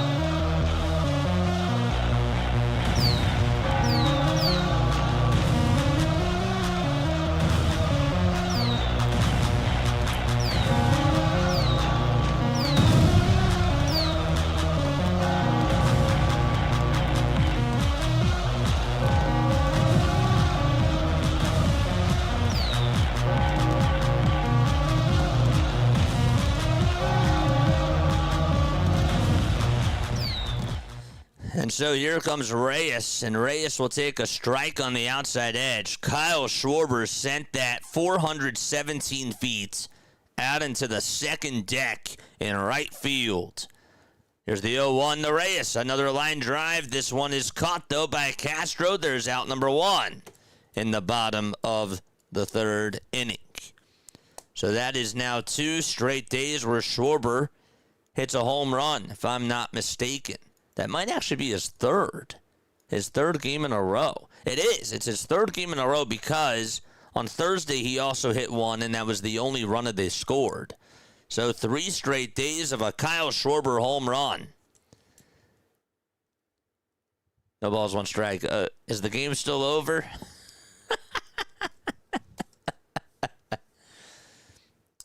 Harper left the game with a migraine. And that's why he left the game. That was back at the end of the first inning. 1 ball, 1 strike. Here's the 1-1 pitch. And that's in there for strike 2. Caleb, I got to ask you. Now that you asked me about the Phillies, I have to ask you. What was your least favorite season as a Pacers fan? I have to ask. Next pitch, and that's taken up high for ball 2. Out of all the seasons that you got to witness, what was your least favorite season as a Pacers fan? 2-2 pitch. Here it comes. And check swing, did he go? He did not. This is Adolis Garcia.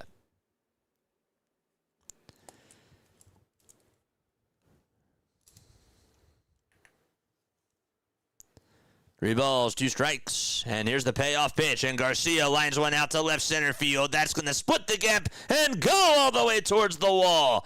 And Garcia will rock on over to second base as the throw is cut off over to Castro, and a 1-out double, and the Phillies fans are on their feet at the bank.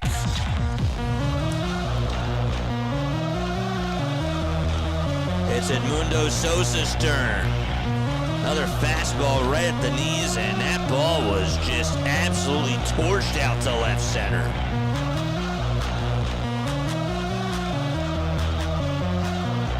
Let's go. That's Garcia's 6th double of the season.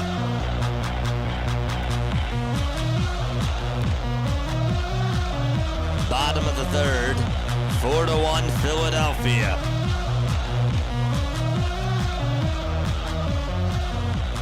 And here comes Edmundo Sosa. And the first pitch to Sosa, that's a foul ball over towards the left side. 0-1 is the count. Charge! JJ, I need Kyle Karras to hit for me to hit my parlay. What do you need him to hit? A double, a single, just any hit? 0-1 pitch, line drive, bloop single out to left center. That'll get down for another base hit. Garcia's being waved home.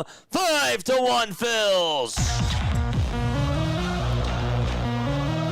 Served it off the end of the bat.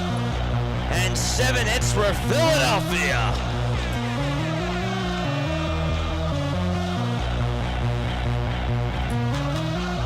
When it rains, it pours.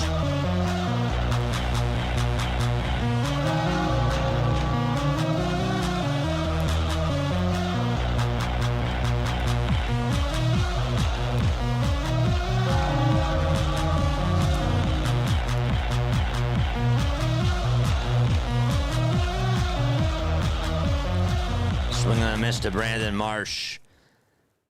The pitch was outside and low. Marsh in the batter's box, 0 for 1. And on the 0-1, he takes it outside for ball 1. Phillies have put up 6 of their 7 hits in this 5-run third inning. 1 ball, 1 strike.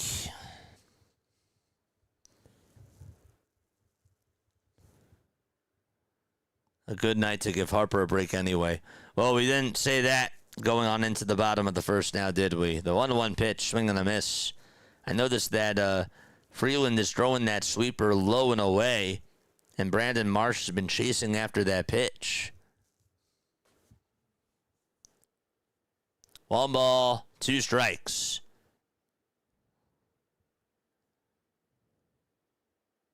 And the 1-2, swing and a miss. He got a knuckle curve that time.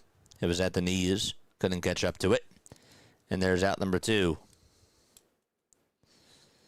Phillies have sent 9 men up to the plate as JT Realmuto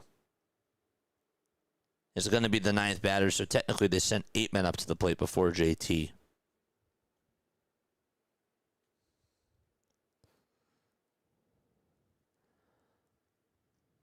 Pitch to JT, and he chops a foul. 2015 as a Pacers fan was brutal, says Caleb. That was the year PG-13 broke his leg at Team USA scrimmage. I do remember that.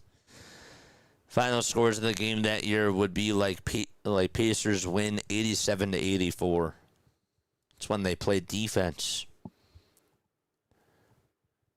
0-1 pitch. Another fly ball hit out over towards deep left center field, but it'll stay in the ballpark, and the catch is made right on the warning track for out number 3 by Jake McCarthy. The Phillies send 9 men up to the plate, though. They get a solo home run from Alec Boehm, a 3-run home run from Kyle Schwarber, and an RBI single from Edmundo Sosa, a 5-run 3rd inning, and we go to the 4th. 5-1 Philadelphia. Oh, man, but I hear you. That sounds like it was a terrible season. 2015 was the worst 76ers season of all time, too, so. Not saying that yours was the worst of all time, but that was a bad one to experience. I hear you. 2015 was not good to the Sixers.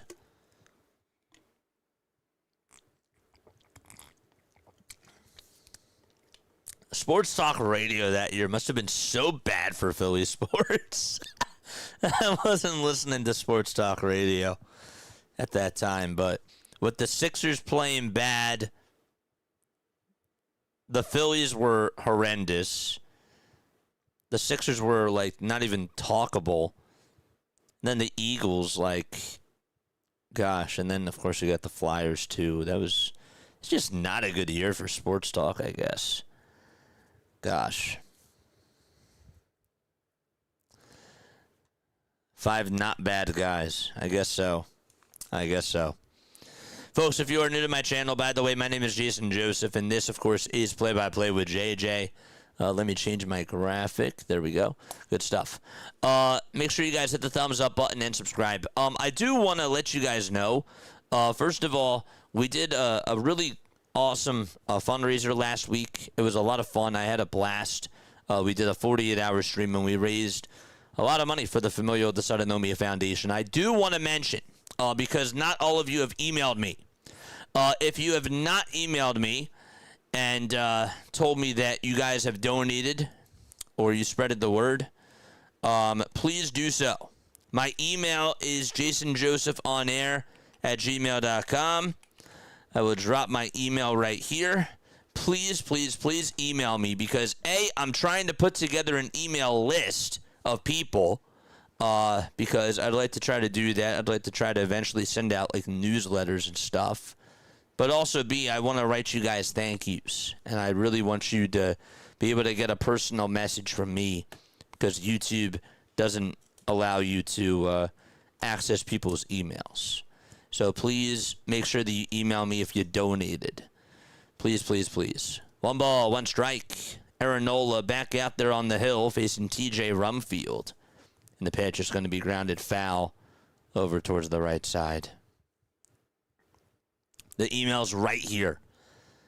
Right here. Copy and paste that email address, jasonjosephonair@gmail.com, and say, hey, JJ, I donated.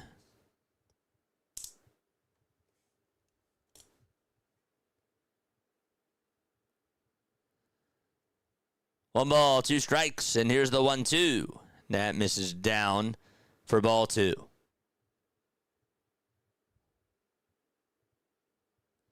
Nerlens Noel. Yeah, I hear you. Mid-2010s were a strange era of NBA basketball. 2-2 pitch, grounded over towards the right side. Stott plays it on a hop and tosses it over to first. And there's the first out of the fourth. So, by the way, in case you're just tuning on in, Bryce Harper left the game after the top of the first inning with a migraine. And that's why Felix Reyes is over at first base. Mid-2010s were a strange era of the NBA. Pacers' final game totals would be in 187, while Golden State Warriors game totals would be in the 210s. I hear you, man. Yeah, the Warriors annoyed me. They were a great team. But, man, Steph Curry did annoy me. No balls, one strike. Part of it was because I had a friend in college that was a diehard Steph Curry fan, and he would troll me every single day. He would. So that wasn't really Steph Curry's fault. Sorry, Steph. That wasn't on you. One ball, one strike. And the pitch. And that's outside for ball two. Phillies had a 5-run bottom of the third. Kyle Schwarber hit a 3-run homer. Alec Boehm hit his first homer since opening day. And it was a solo shot. And then Mundo Sosa had himself an RBI single. The 2-1 pitch to Johnston. Swing and a miss. Troy Johnston, who's in the box, left-handed hitter, grounded out over to second in the second.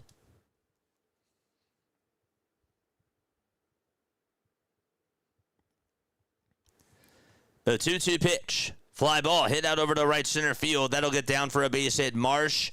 Actually, Garcia's going to cut it off. Johnston took a turn over at first, but decided to not take the chance to go on over to second base. There's a 1-out single. Here comes Willie Castro, who hit his second homer of the season. That was back in the second inning. Aaron Nola on the hill. Gets set and deals. And throws the knuckle curve in the zone at the knees for strike one. Tomorrow we got the Phillies playing at 1:35. And then we got Game 4 of Sixers-Knicks. Got that tomorrow night too. 0-1 pitch. Foul ball. Might be our final 76ers game of the year if they lose. Then again, maybe not.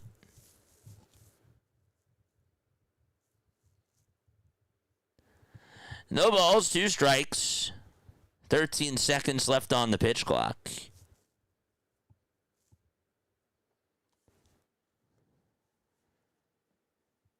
Nola gets set and fires. Swing and a miss. He struck him out. And that is his third strikeout of the game. That one went right on into the dirt. It was a knuckle curve. Aaron Nola has struck out Moniak, Rumfield, and Castro in this game so far.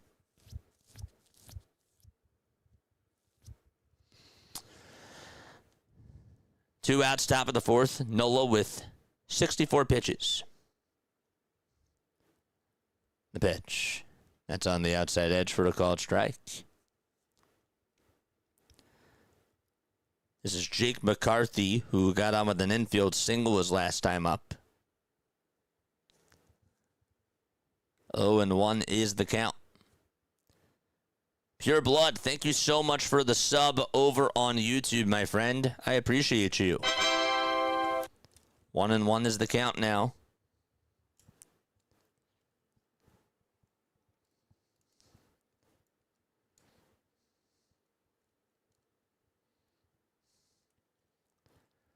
One pitch. That's him down for ball two. The other song that's been stuck in my head as well, so I was talking about the Rent soundtrack. I was looking for Living in America, but I realized that the title is What You Own. That's the title of the song from Rent. So then, of course, when I type in Living in America, it comes up with the James Brown song. And that song's been stuck in my head. And I like that song too.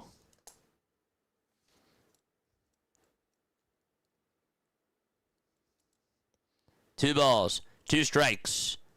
The 2-2 pitch, here it comes. And that's up high and away for ball 3. Anybody know this song that I'm talking about? Oh, man. The Flyers just let up another goal. That's like, what, 2 goals within like the last 20 seconds? That sucks. 3-2 pitch. And a strike 3 called. McCarthy will challenge. Threw the bat away, but he taps his helmet. Looked like it hit the inside corner. We'll see what ABS says. That's just a bit inside. And he will head on over to first base. It's ball 4, not strike 3. So Aaron Nola gives up his first walk of the game. It was a good pitch. Just a bit inside, though.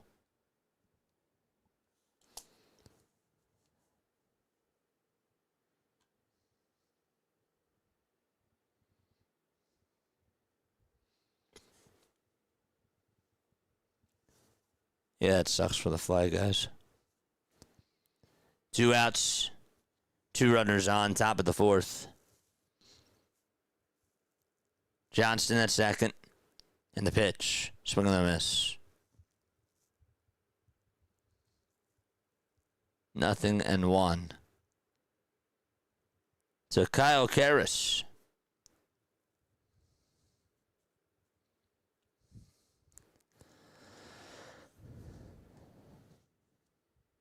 The 0-1 pitch. Line drive, base it out over to left center field. That's going to go into the gap. Sosa tries to cut it off. 2 runs are going to score here. 3 runs are going to score, it looks like. 2 runs will score. It's a 5-3 game. There were runners over at first and second base. It showed one of the runners rounding third twice. That's why it confused me. But regardless, it's a 2-run double for Kyle Karras. Oh, they said it was no goal, so it's still a 1-1 game in the Flyers game. The goal was taken away for goaltender interference.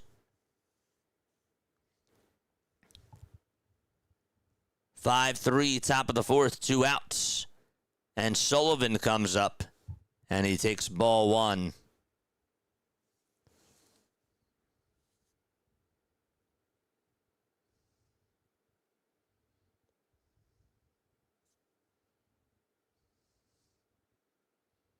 The pitch, and that's in there for a strike. Rockets are batting, what, 292 against fastballs this year? They ranked that as the 3rd highest in baseball. The 1-1 pitch. Swing and a miss. Living in America.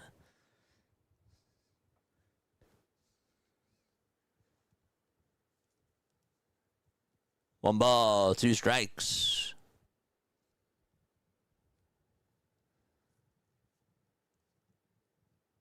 And time is going to be called by Brett Sullivan.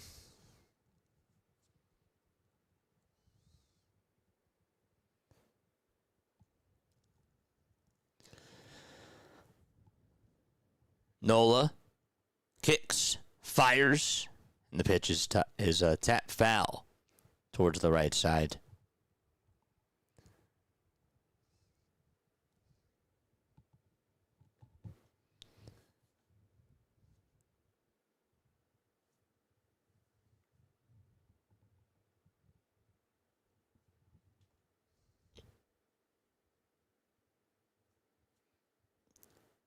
The 1-2 pitch.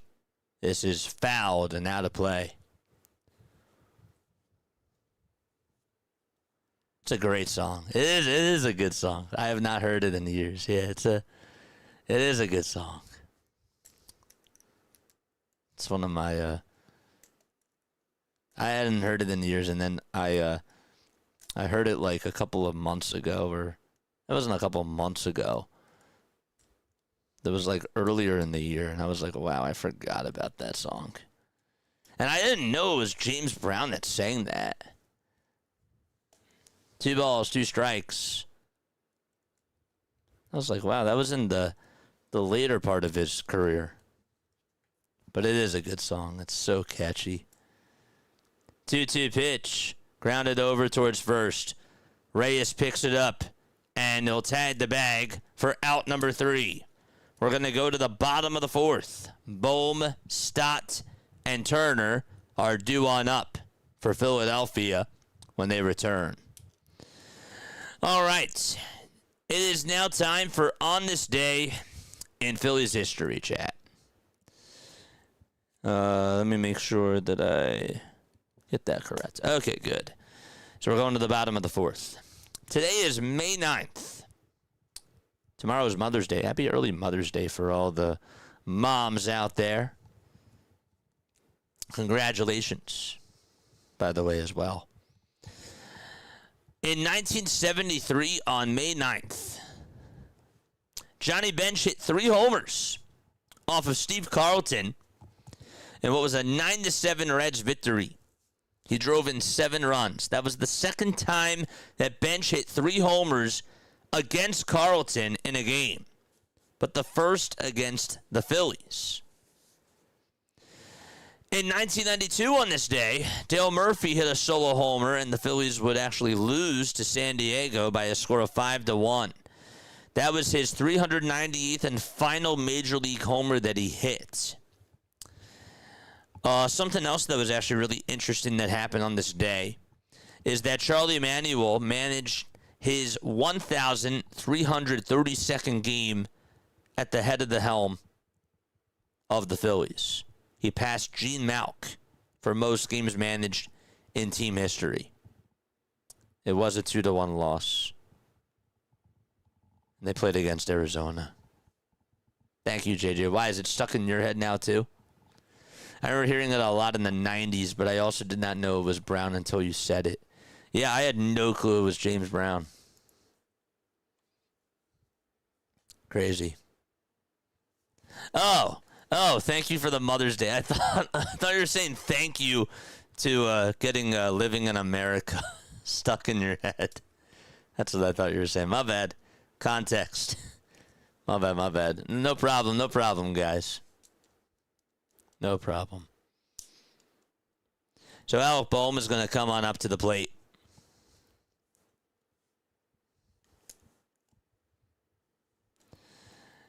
Bohm is in the box. The pitch. That's down for a ball.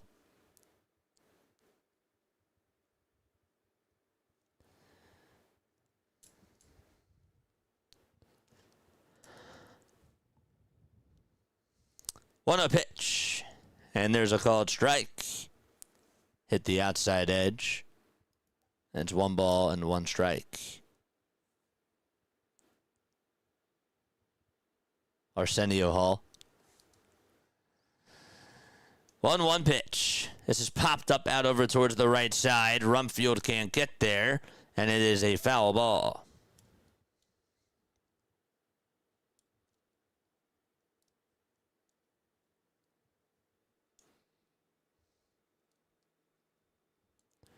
We'll be lucky if Nola goes 5. Well, he's already gone 4. He's at 79 pitches.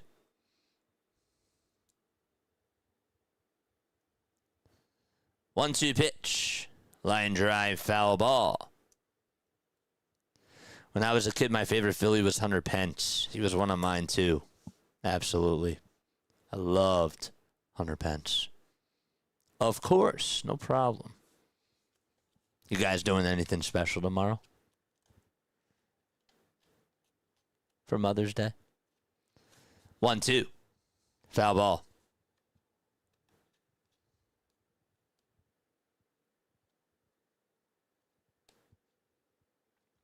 Well, I have a 25% chance of getting this question correct. That's my odds. 1 ball, 2 strikes. Pitch to Bohm, and there's another fly ball hit out over to left field. That's going back towards the track. He's done it again! Alec Bohm with his 2nd homer of the game!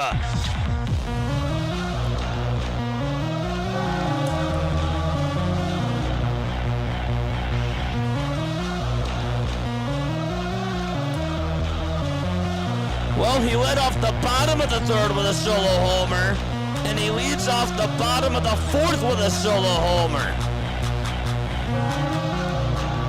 When has that ever happened?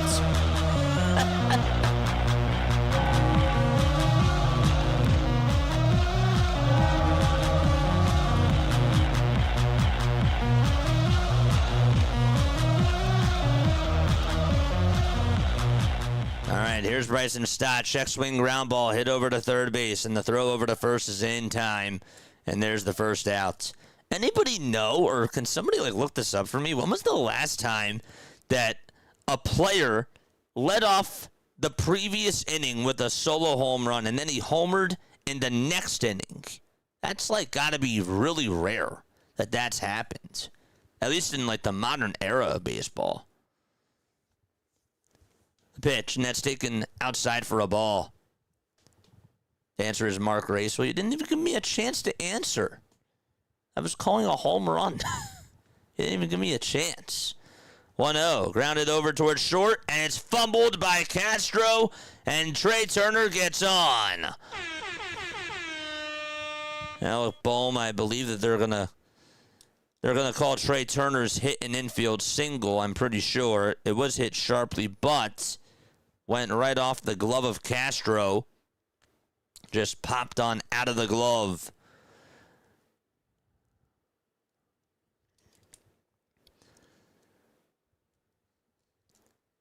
So an infield single in the bottom of the fourth with one out. He led off the third with a homer, and he led off the fourth with a homer.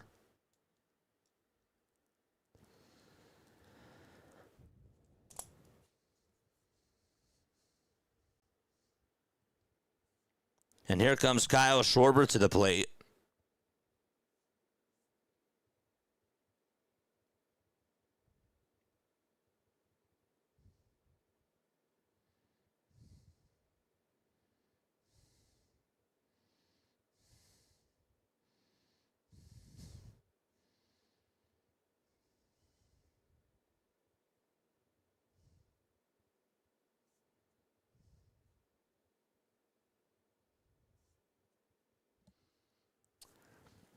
The pitch, and that's taken for a strike.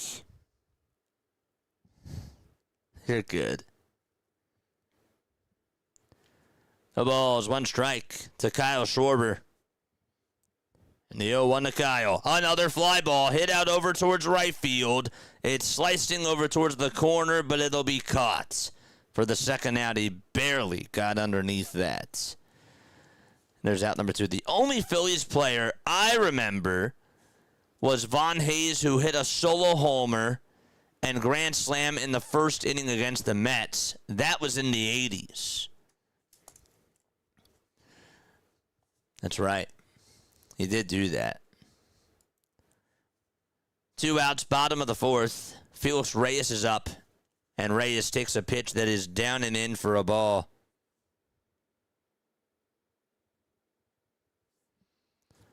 One ball, no strikes.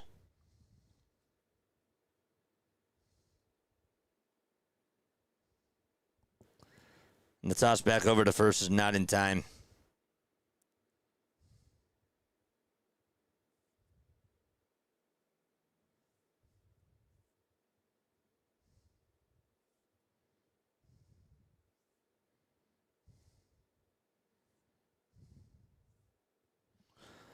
It's now 1 ball and 1 strike.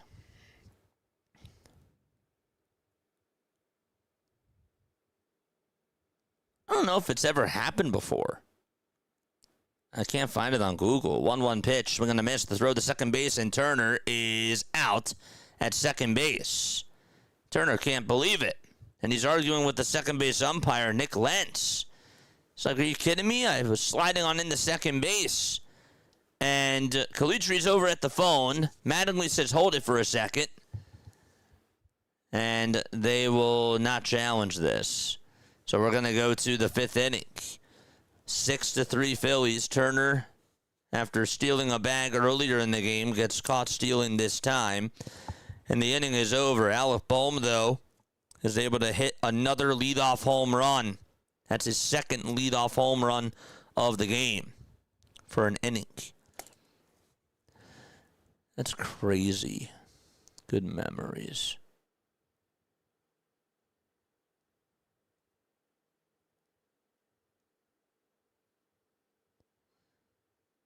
Yeah, that's crazy. I can't find anything on Google about that.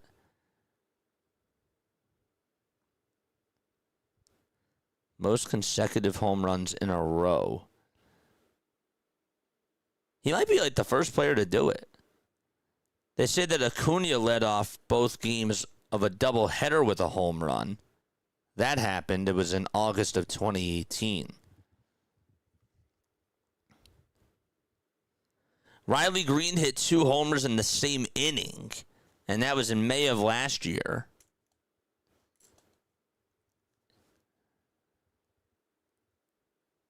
But I don't know if that's ever happened before, like where a player has led off an inning or 2 innings in a row with a home run. Because that means that you have to send 9 men up to the plate in the in the 1 inning. I think he might be the first player to do that.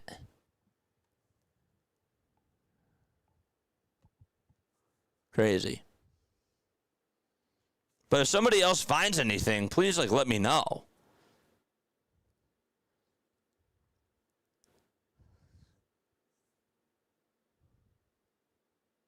That's cool, though.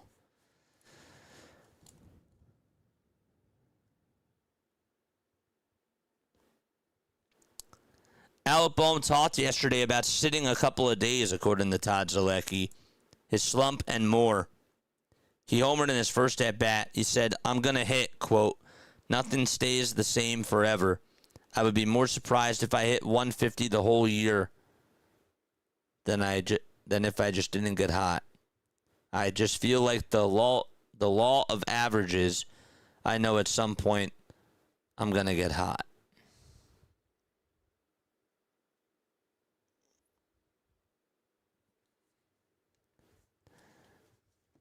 One ball, one strike. Edward Julian is in the box, and we are in the top of the 5th.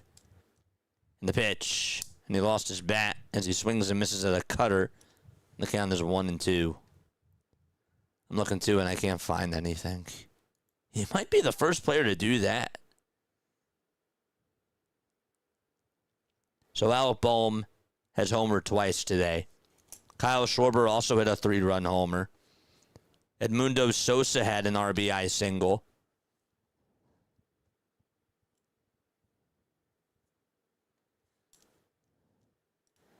One-two pitch. That's inside for ball 2. Maybe they should have Bohm be the leadoff hitter. You want Bohm to get the most at-bats. 2 balls, 2 strikes. We're in the top of the 5th. Nola comes set and fires, and the pitch is inside for ball 3. Let's ask Mr. Al. Mr. Al, how many lifts does it take to get to the center of a Tootsie Pop? I got that one. Got to give me credit for that. How many lifts does it take to get to the center of a Tootsie Pop? The world may never know. 3 balls. 2 strikes. The 3-2 pitch. Foul ball. Fernando did have 2 grand slams in 1 inning. And off the same pitcher that was Chano Park in April of 1999. I remember seeing that. I do remember seeing that. 3 balls. 2 strikes. The payoff pitch from Nola. And it's off another foul ball.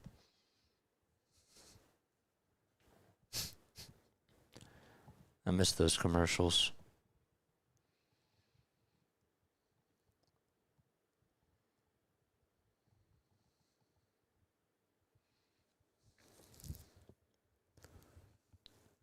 Three balls, 2 strikes. The payoff pitch on the way, outside for ball 4, and Nola gives up his second walk of the game. Oof.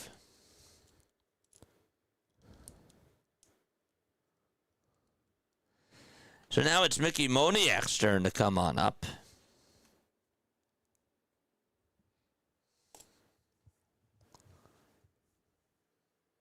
there's a better chance of knowing the older one gets. The pitch. And there's a grounder. Hit over to first, but it's a foul ball. Those commercials were great, though. What was that series called?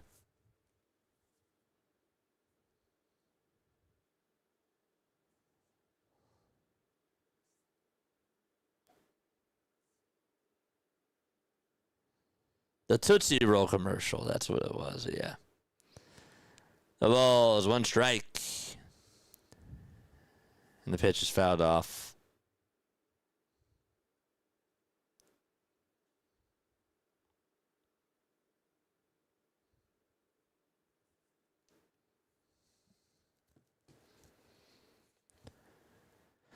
The ball is 2 strikes.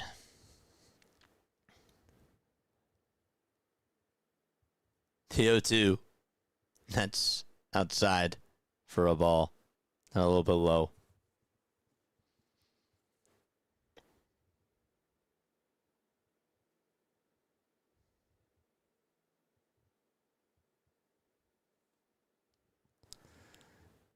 One-two pitch. Swing and a miss. He struck him out. And that's Nola's 4th strikeout of the game.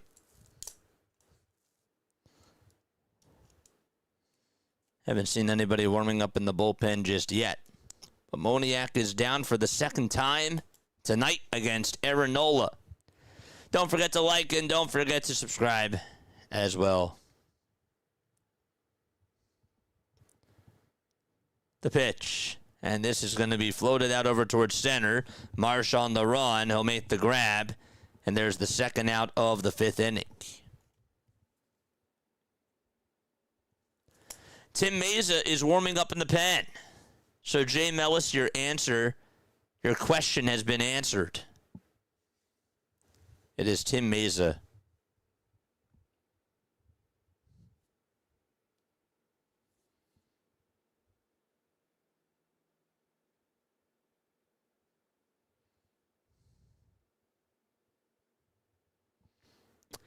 The pitch. That's going to be a little bit outside for a ball.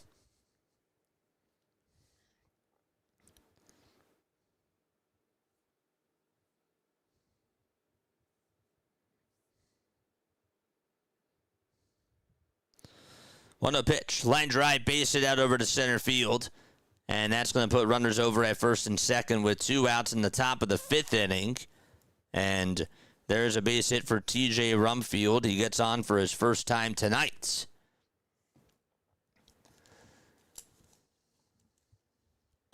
Thanks, JJ. Well, thank the NBC Sports crew because they showed who was warming up in the pen.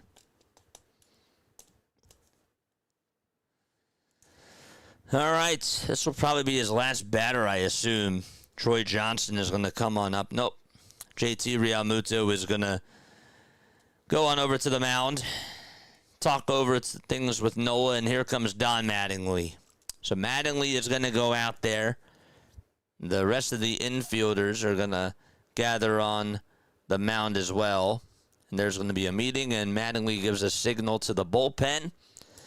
And that is going to wrap it up for Aaron Nola. Alpone gives him a little pat on the ankle.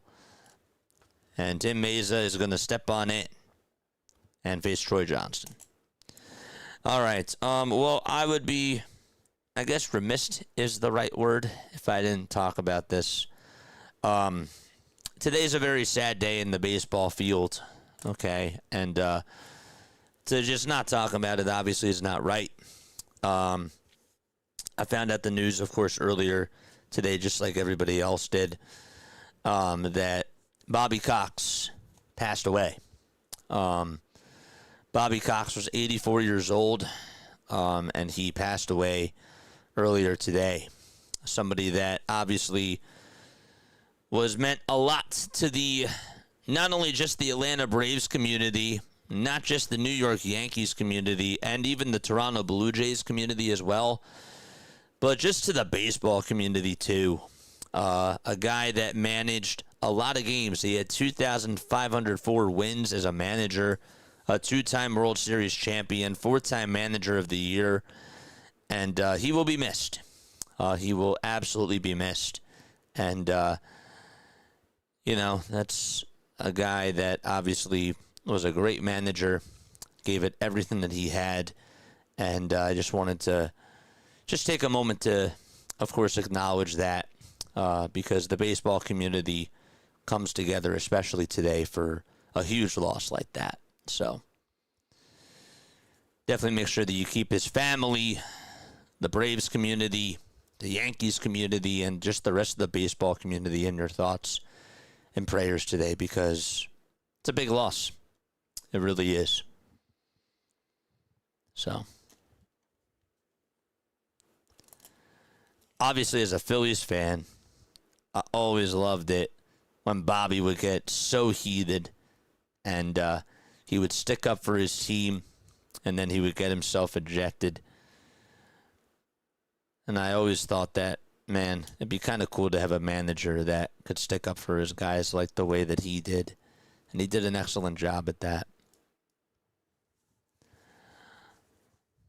1 ball, no strikes. As we're in the top of the 5th, Tim Meza is on the bump. And the 1-0 pitch is down for ball 2. I didn't know that he was a general manager, too, for the Atlanta Braves. I really did not know.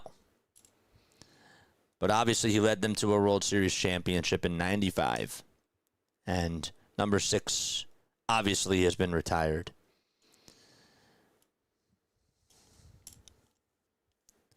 The pitch, grounded over towards shortstop, diving, stopped by Turner. Gets up, throws it over to first. It's in time. Trey Turner makes a nice play over at short, and the inning is done. There we go. All right, we're going to go to the bottom of the 5th. It is a 6-3 ball game. Does Bobby Cox have the record for most ejections? I thought he did. It's either him or Lou. Either him or Lou Piniella.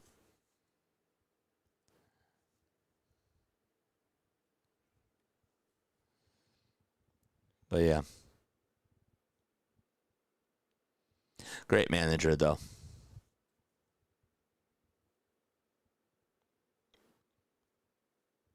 Yeah, the other thing I didn't know is that he played with the Dodgers.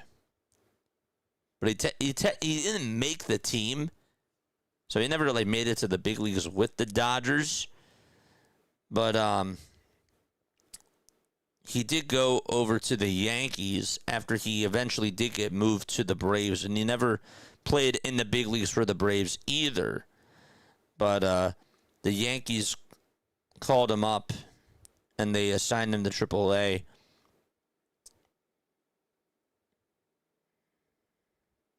But yeah.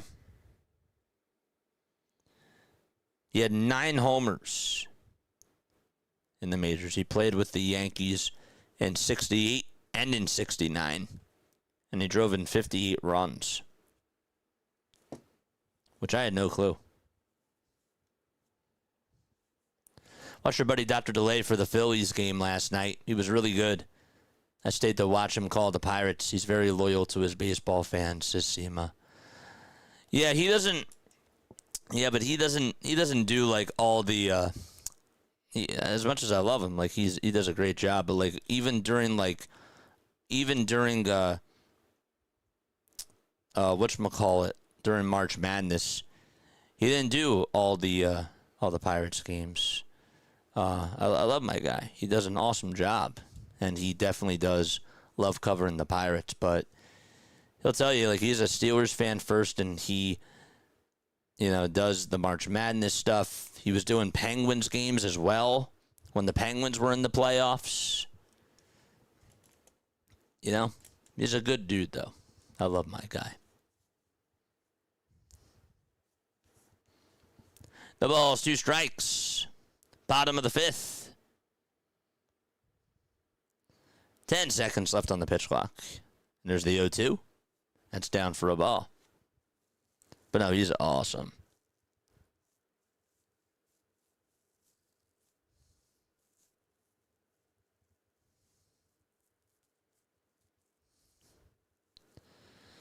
1 ball, 2 strikes.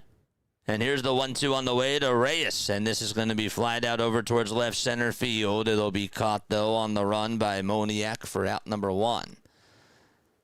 Cox was ejected for 162 games in his career. Dominic Brown, career high for games played in a season was 144.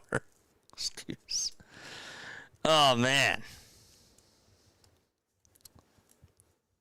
That's crazy when you put that in perspective. Here's Adolis Garcia. 1 out. He actually got fired from the Braves, JJ. And when they asked Ted Turner what kind of manager he was looking for, he said, Bobby, if I didn't fire him. Really? That's wild. The balls, 1 strike.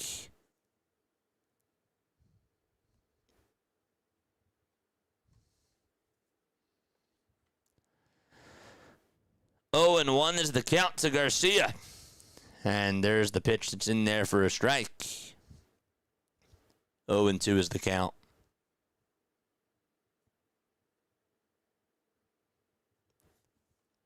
He was quiet when that happened. He really was. It was priceless.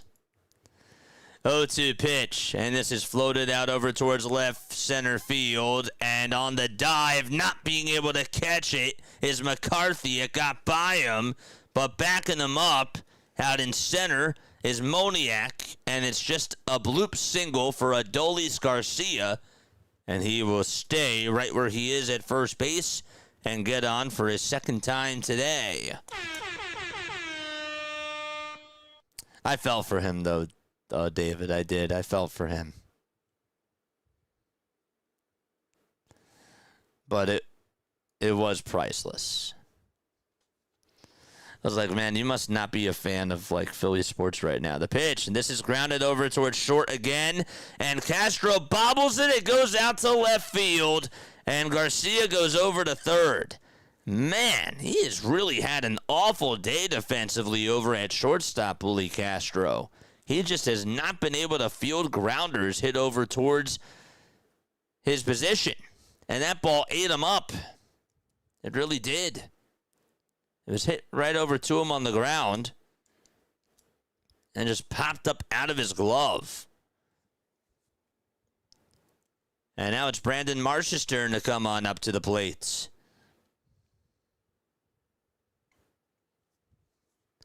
So they called an error, an E6 on Castro. And Marsh comes up and fouls off the very first pitch. The count is 0-1.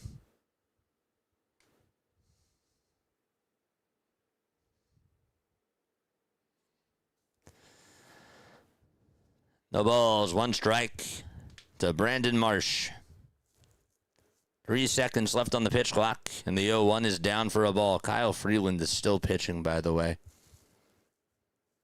80 pitches for Kyle Freeland.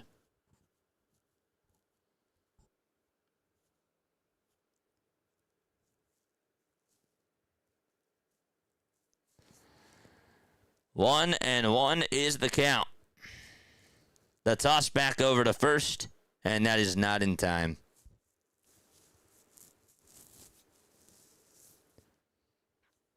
The Phillies today have put up 10 hits.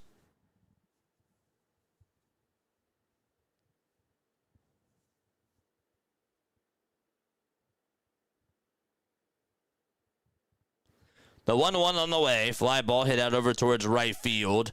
On the run to make the grab is Johnston. Tagging up is Garcia. The throw to the plate is cut off. No throw made over to second as Sosa tagged up as well. 7-3 Phillies in the bottom of the 5th.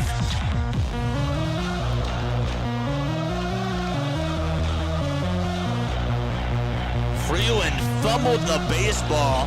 As soon as he caught it, it went into his bare hand, and he just could not get a good grip of that baseball.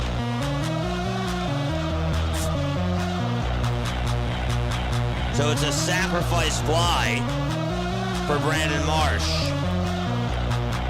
it's JT who comes up, and he fouls off the first pitch.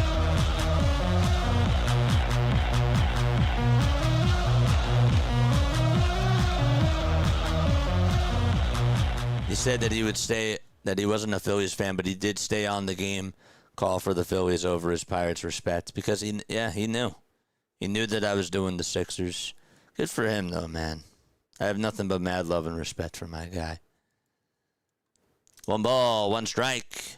Bottom of the 5th, 2 away.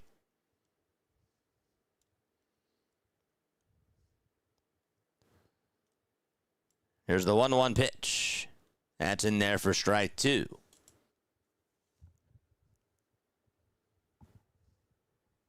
Love my guy, Doc.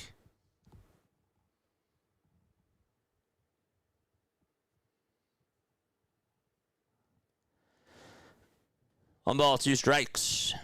The 1-2 pitch to JT. And that ball is chopped foul towards the left side.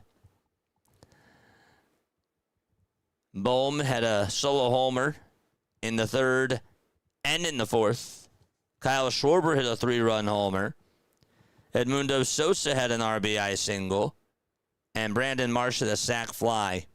And that's how the Phillies have gotten all 7 of their runs. 1-2 pitch. Down and in for ball 2. So Kyle Freeland has given up 6 earned runs in this game. 7 runs total. He gave up 6 earned runs in his last game. That was against the Braves. The 2-2 pitch to JT. Another fly ball hit out over towards right center field. Moniak's on the run. He'll track it down towards his left side. Catch it by the letters. And the inning is over. JT has hit the ball sharply out to center field twice today. And the inning is done. We're going to go to the 6th. It is a 7-3 Philadelphia Phillies lead against the Rockies. What's up, Scott? How you doing, my friend? Good to see you on here.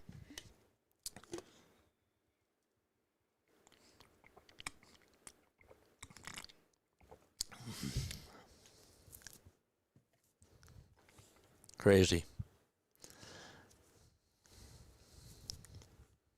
I was kind of hoping the Vikings would take Lemon at 18. Well, instead they traded Grenard to the Birds that night. Were you upset about them losing Jonathan Grenard? Megan's here. What's up, Megan? How you doing? Good to see you on here, too. Once again, the Phillies lead at 7-3. Aaron Nola today, 4 2/3, allowed 3 earned runs. He's not in line to get the win because he did not go 5 full innings. So Meza is technically in line to get the win. But the Phillies have put up 7 runs today. They've left 3 men on base. They're 2 for 6 with runners in scoring position. Bohm had a leadoff homer in the 3rd and in the 4th inning. That is correct. I have to make sure that I mention that because who does that? Like, who actually has hit a leadoff homer in back-to-back innings? I have not found anything. He really might be the first person to ever actually do that. I'm not even kidding. Schwarber also had a 3-run homer. That was back in the 3rd. That was his 14th of the season.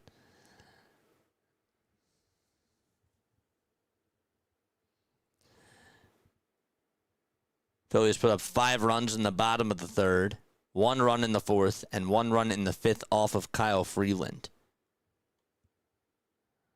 Justin Crawford is going to play out in center field now.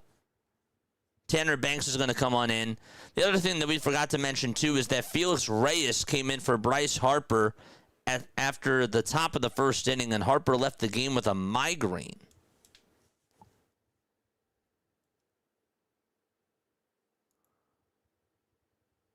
Top of the 6th, 7-3 Phillies. And Banks on the hill. Goes the first pitch, and this is flied out over towards left field. And the catch is made over on the track for out number 1.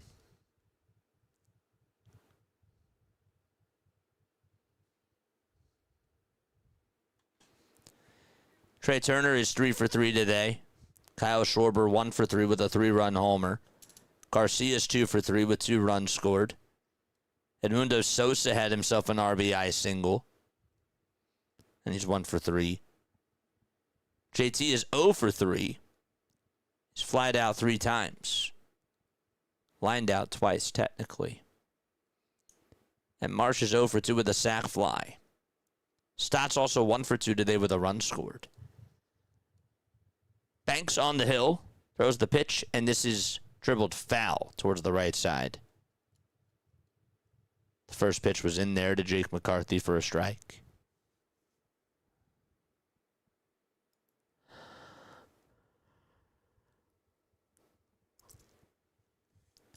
No balls, 2 strikes to Jake McCarthy. And the 0-2 hit off the end of the bat out to left field. Marsh comes jogging on in, and he'll make the grab for the second out of the inning. And it's Kyle Karras' turn to come on up.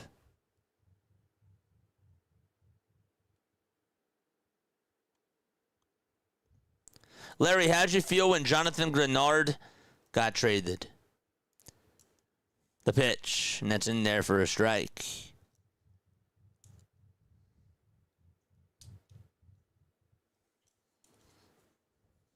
Who'd you guys get for Jonathan Grenard? 0-1. Fouled away.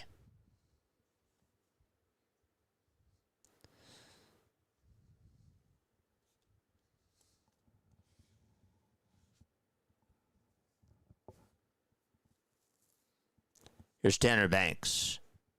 0-2 is the count. The pitch. Down in the way for a ball.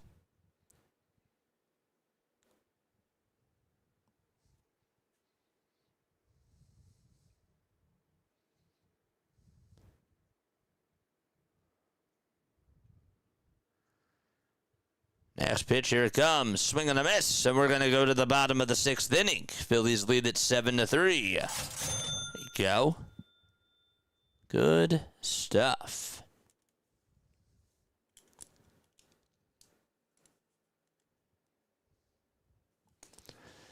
Dodgers Empire's here. What's up, Dodgers Empire? Good to see you on here, my friend. Very good to see you. Hopefully you're doing well and having yourselves a very fantastic day. I was okay with it. It was a necessary move. We got 2/3, 1 this year and 1 next year. That's right. I forgot that it was 1 this year and next year. I thought it was 2 for this year, but no. But then why would you get 2/3 this year? The Eagles didn't even have 2/3 this year, so that makes sense. I don't know if you guys saw this, but Jacob Marcy and the Miami Marlins actually came back and they beat the Washington Nationals. That was quite a heck of a game, spoiler alert. It ended up being a 4-0 game, and then they put up 4 runs. Actually, they put up 2 runs in the 4th, 1 in the 6th, 1 in the 7th, and then they put up 4 runs in the 8th. And then the Nationals almost came back to win the game in the 9th. They put up 3 runs in the top of the 9th, and it was just too little too late. But the game ended up being a thriller.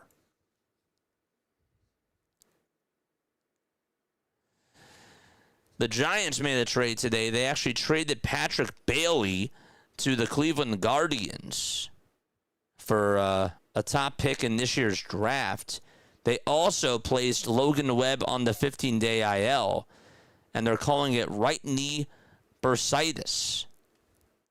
He was having knee discomfort in his last start, and what ended up being a 10-5 loss against the San Diego Padres.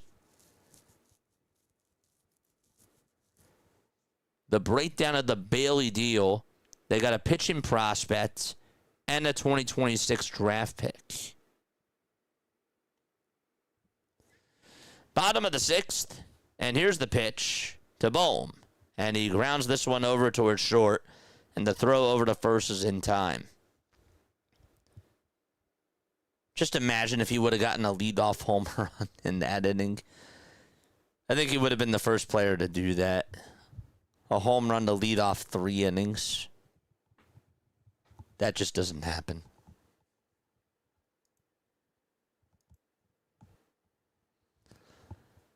The pitch. That's in there for a strike. It's at 94 miles per hour. We didn't have a third this year until the trade. They tied it back. Let's go. Konechny. Did he tie it?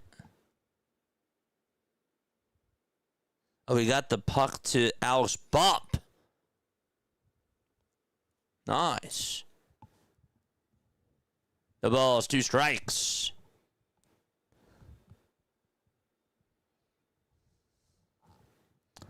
Oh, 2 pitch. And that's a foul ball. Good for Bump. Nice.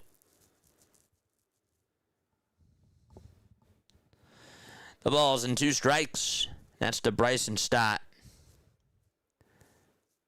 0-2 pitch. Here it comes. Swing and a miss, and there is out number 2. I did want to also say this, chat. I apologize. We didn't get to do our P.O. box opening this week. We will do it next week, I promise. This week and last week have been very wonky for us because we did a long stream. Plus, we also did Sixers playoffs. So, it's been a lot, but we'll do our next P.O. box opening on Wednesday. And it'll be during the 5th inning, of course. If you guys want to ever send stuff to my P.O. box, you most certainly can. It's right over here. This is the address. It's play-by-play with JJ, P.O. Box 6, Gibbsboro, New Jersey, 08026 is the zip code. If you just want to send me a letter, that's totally cool. I love it when you guys just send me letters. I love handwritten stuff. I really do. Feel free to mail that to me. Or if you want to send in stuff, you can. Yeah, absolutely can. We've gotten some really cool things. 2-1, swing and a miss. Still got my Phillies media guidebook over here from Jack. I got my nice canteen from John. It's a Phillies canteen. I have it with me every time I'm up here. Got some really cool stuff.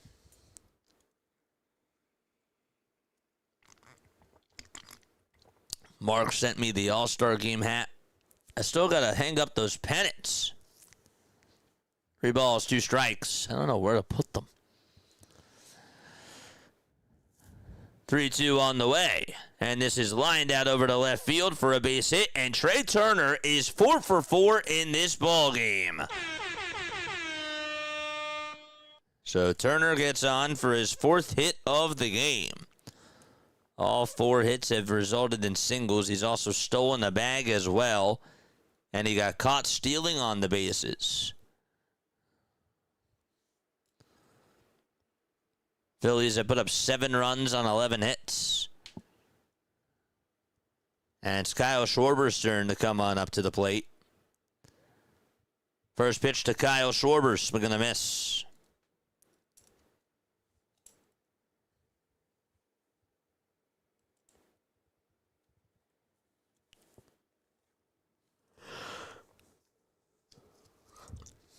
No balls and 1 strike.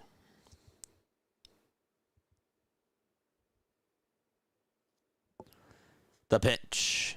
It's taken for a ball.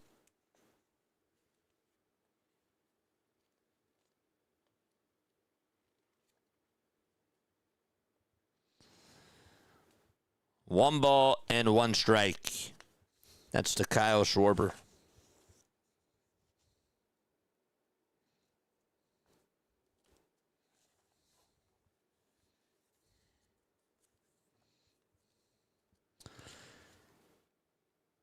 The pitch. That is outside for ball 2.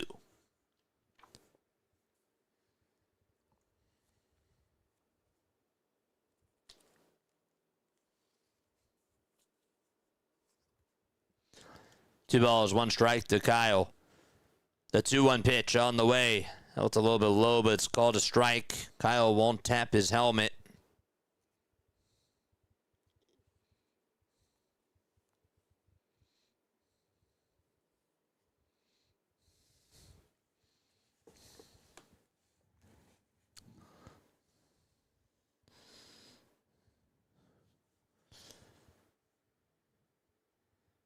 2 balls, 2 strikes to the Schwarberian. And the next pitch is up high and away for ball 3. The guy that's pitching for the Colorado Rockies is Tanner Gordon, who's 28 years old. His earned run average this year is at a 6.43. 3 balls, 2 strikes.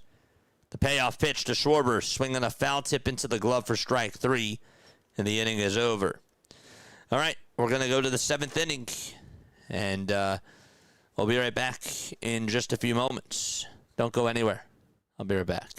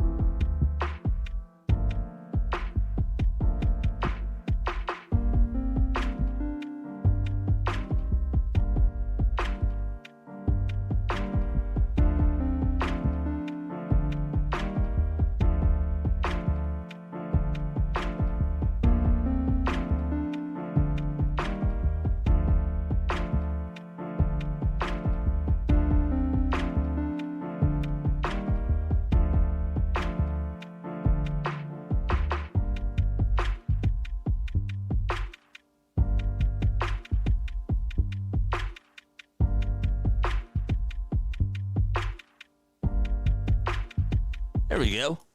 All right, don't forget to like, don't forget to subscribe to the channel as well, and turn on the bell icons. We got trivia in the bottom of the 7th inning. Phillies lead it by 4. Tanner Banks will pitch again, and the first pitch that he throws to Sullivan is down in the way for a ball. JJ wants a Fanatic head. Dude, that'd be really cool. 1-0, swing and a miss.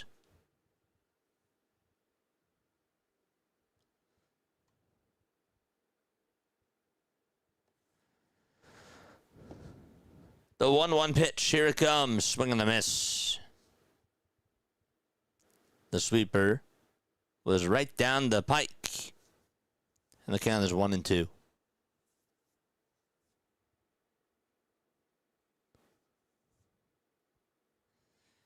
See that the Blue Jays won 14-1 today against the Angels. 1-2 pitch from Banks, swing and a miss. And there is out number 1.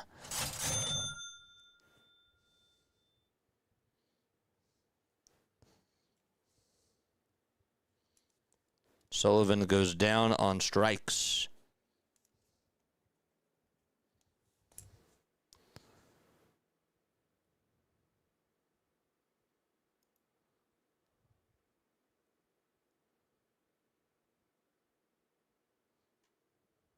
What a day for them. Here's Tyler Freeman pinch hitting. I forgot that he was also not in the lineup today either. Freeman and Tovar. 1 out, top of the 7th, and the pitch to Freeman. There's a fly ball hit over towards left field. Marsh is in front of the track, and he'll make the grab for the 2nd out of the inning. Fly out over to left. And there's 2 away. We got a postgame show after this. Make sure you guys are on for that.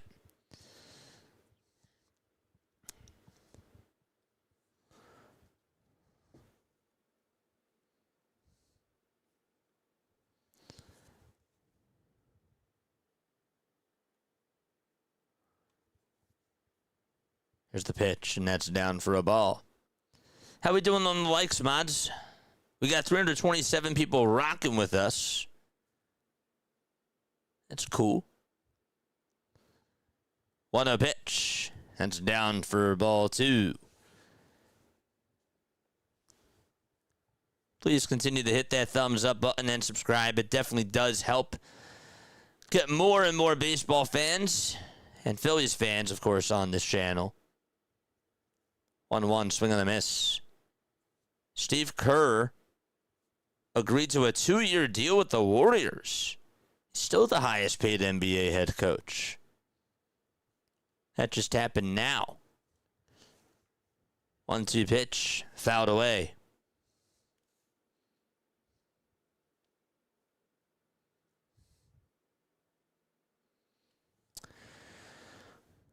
One ball, 2 strikes. The 1-2 pitch, here it comes. Swung on and missed. Tanner Banks gets another strikeout. He was filthy in that inning. And the inning is done. Moniak goes down for the 3rd time today. We'll go to the bottom of the 7th. All right, so I'm going to ask you a Phillies trivia question. And if you get it right, you will hear this. If you get it wrong, however, you will hear this. So the question to you that I have today is as follows. Which 4 Phillies players have hit 4 homers in a game? Which 4 Phillies players have hit 4 homers in a game?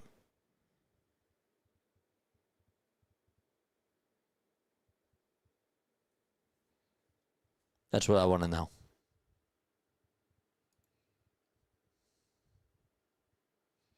Thanks, Larry. 4 Phillies players who hit 4 homers in a game. Schwarber, 1.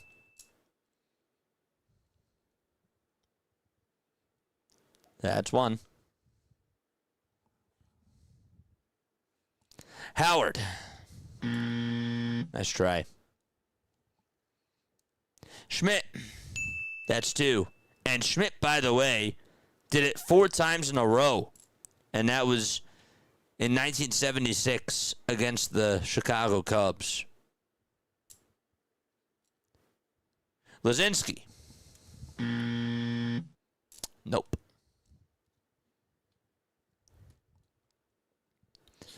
All right, so we're going to the bottom of the 7th inning.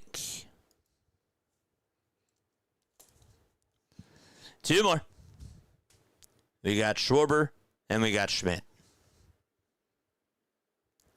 The pitch, it's grounded over to short, and the throw on over to first is in plenty of time for out number 1.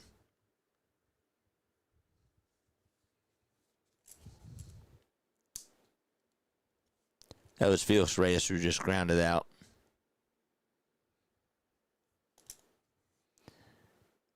Ashburn. Hayes. Delahanty. Ed Delahanty did it in 1896. That is correct. 1 more. 1 ball, no strikes. Adolis Garcia. And that's up high for a ball. Witten.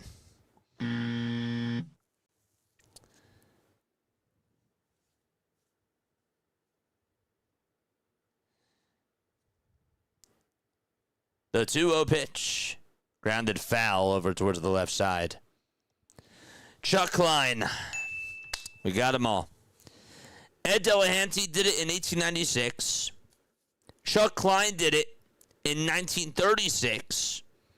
Mike Schmidt did it in 1976. And Kyle Schwarber did it in 2025. Not 2026. Every other year ended in a 6, except for Kyle's. Someone cheated. Well, Chuck Klein's a pretty common Philadelphia Phillies name.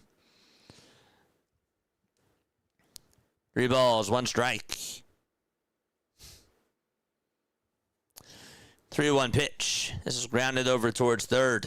And here's the throw over to first. That's in time for out number 2. Adolis Garcia grounds out over to third. And 2 up, 2 down.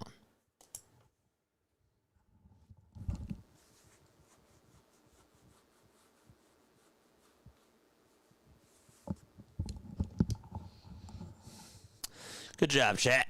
Awesome job.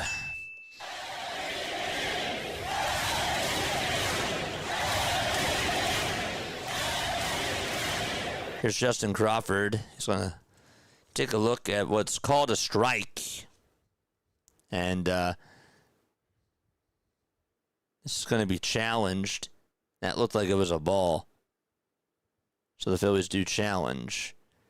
And it will be a 1-0 count. Phillies still have both of their ABS challenges. Next pitch. That's going to be taken for a called strike.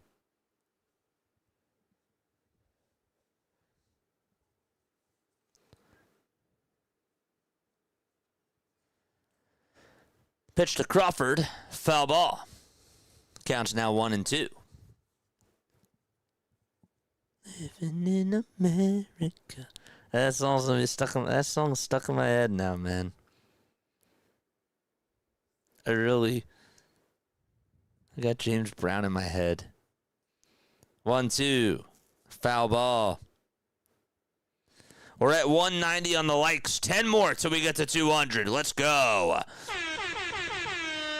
We need 110 to get to our goal, which is 300.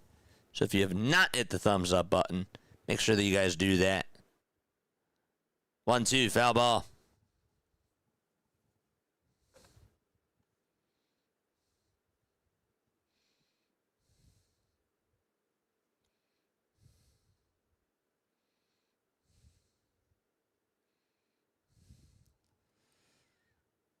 One-two pitch to Crawford, another foul ball. That's going to go on out of play.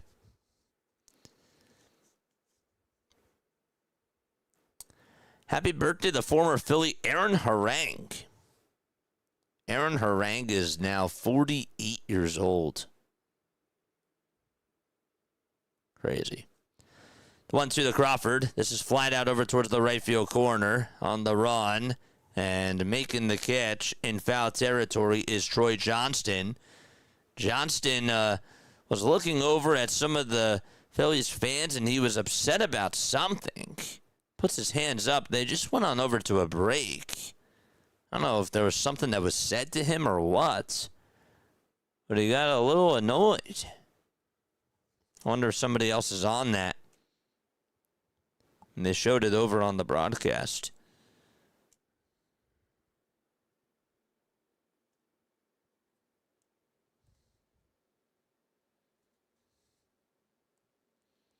So Crawford came on into play for Edmundo Sosa.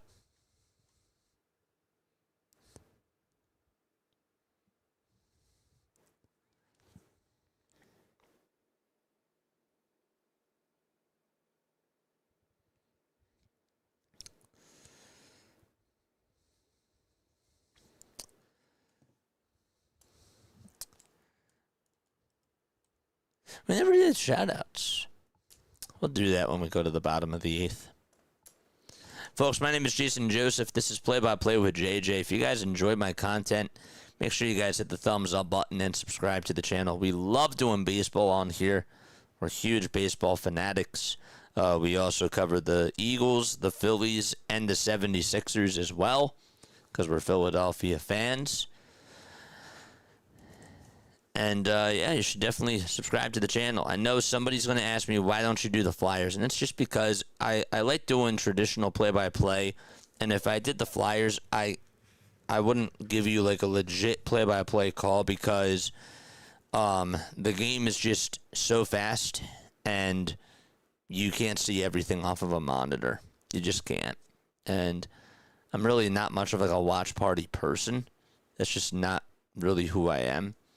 I like to give traditional play-by-play. That's just me. So that's why I don't do it. But I love the Flyers, though. Still got the game on, of course. We are now 3 likes away from getting to the 200 like marker. I always get that question. Well, why don't you do the Flyers? And it's understandable. It's totally understandable. But That's why I don't do it. Plus, like, the other thing, too, is that, and I'm not making an excuse here, but, like, when you're doing Sixers and Flyers, and it's, like, all the time, it is really taxing on my vocal cords. Baseball is so simple because it's just so soothing. This is, like, my natural voice. I don't have to constantly yell or talk loudly. So, that's the other thing about it, too. 1 ball, 1 strike to Hunter Goodman. Phillies are challenging this pitch. It was called a ball, and that is going to be overturned to a strike. And instead of it being a 1-1 count, it's an 0-2 count.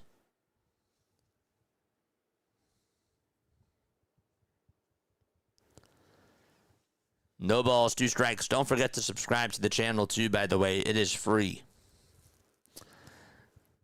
0-2 pitch on the way. Strike 3 called. There's out number 1. And Chase Sugar gets his first strikeout of the game. 66 years of Phillies. 66 years. Wow. Good for you, my friend. It's good to see you on here.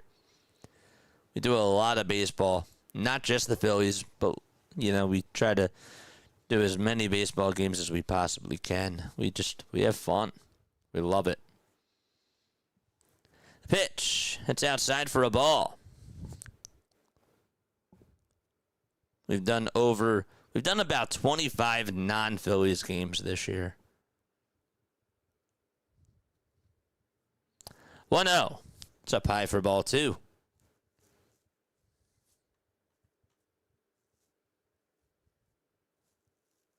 You've seen the good, the bad, and the ugly. That's for sure. 2-0 pitch. And that's inside for ball 3.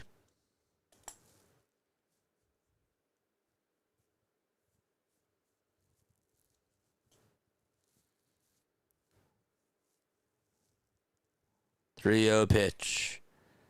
That's in there for a strike. Ty France had a homer off of Dustin May. That's the Padres' first hit after 9 consecutive hitless innings between Friday and today. Next pitch, and now it's 3 balls and 2 strikes.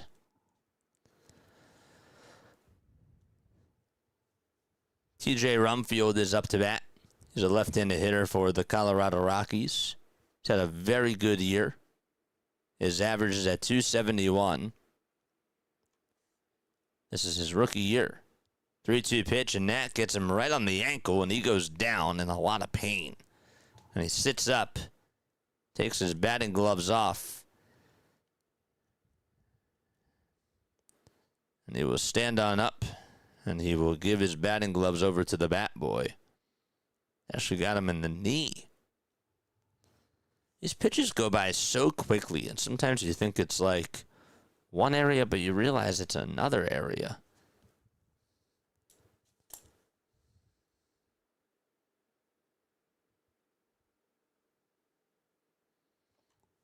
Regardless, 1 out and a runner over at first. And Rumfield gets hit by a pitch. Welcome aboard, my friend. Dodgers Empire says the Phillies are starting to look better in the beginning. They were not looking too good. Nope. Baseball is a very funny sport. The pitch is inside for a ball.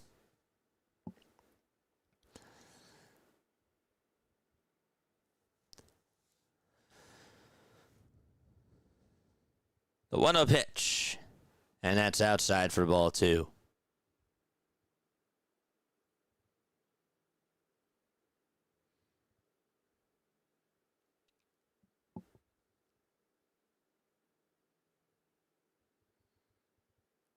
Two balls, no strikes. Shugart kicks, fires, swing and a miss. And the count is now 2-1. One job I'd be glad to see go to AI and tech or umpires. Really? That's interesting. I disagree. I do. I like the human interaction. I like using technology, but I don't like humans being replaced. 2-1 pitch. And this is popped foul over towards the netting, and Reyes can't make the catch. And it'll just be a foul ball. It's 2 balls and 2 strikes.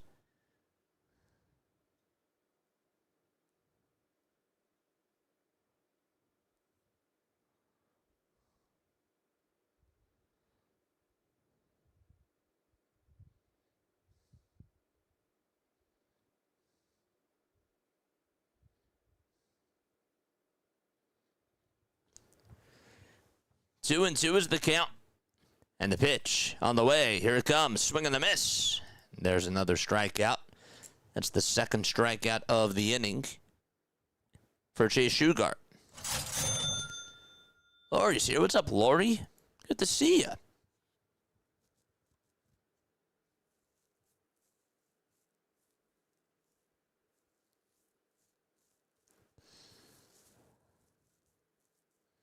The pitch. And that is taken outside for a ball. Gene Malk handed me a lineup card. Gene Malk handed you a lineup card? It was in pencil. My brothers erased the names. 1 ball, no strikes. Gene Malk, the Phillies' all-time manager wins leader up until Charlie Manuel came in. That Gene Malk. That's so cool. 1-1. Foul ball.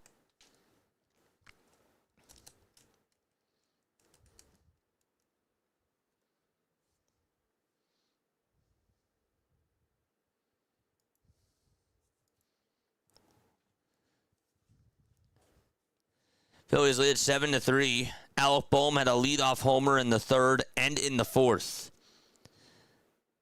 Kyle Schwarber hit a 3-run homer as well in the third off of Kyle Freeland.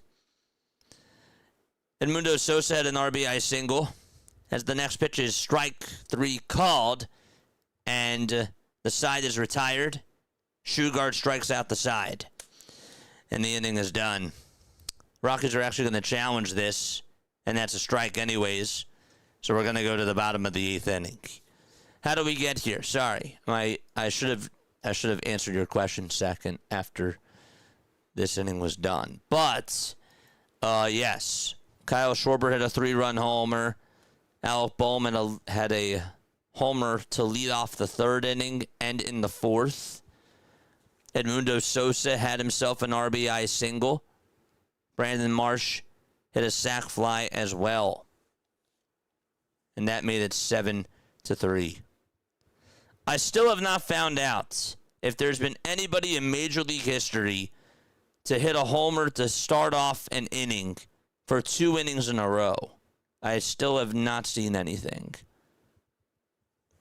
Anybody else find anything about that or no?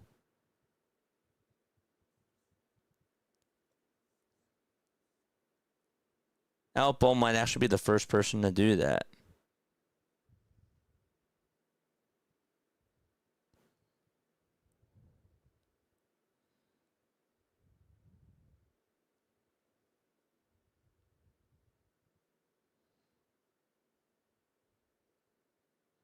Boehm, with that homer from Ray Dunn, Boehm has passed Don Demeter for sole possession of 42nd all-time on the Phillies' all-time home run list. That's funny. That's crazy.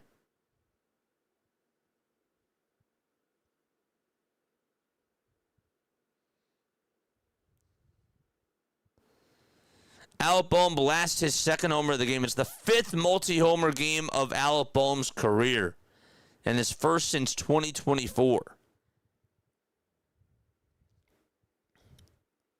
Huh. Bottom of the 8th, Phillies lead it 7-3, and the pitch is bounced foul towards the right side.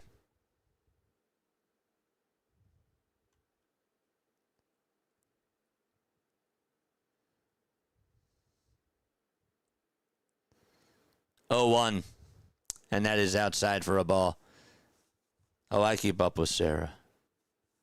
Absolutely. I Googled it. It said it's never been done before. According to AI, consecutive inning leadoff homers has never happened before today. Al Bohm has made history, man. 1-2 pitch to Marsh, and there's a fly ball hit out over towards left field, slicing foul, and that's going to go out of play. Phillies lead 7-3. Don't forget to like and don't forget to subscribe as well.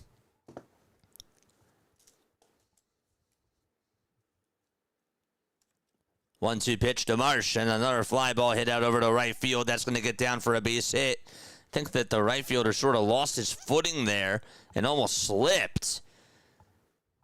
Remember, it was raining out there earlier today, so ground's not necessarily the best over there. But Marsh does get on with a single, and he is out over in, or he hits one out over to right and gets on with a single. 11-game hitting streak for Brandon Marsh, by the way. That hit was able to make it now 11 games in a row. Here's the pitch to JT. That's inside for ball one.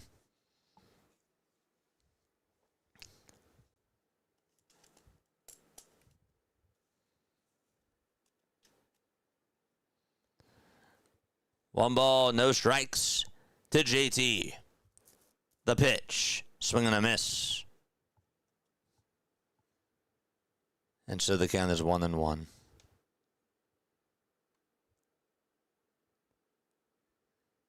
Trey has done it. When did Trey do it? 1-1 pitch. That's in there for strike two. Trey led off one inning and then he hit a homer in back-to-back innings as the leadoff hitter.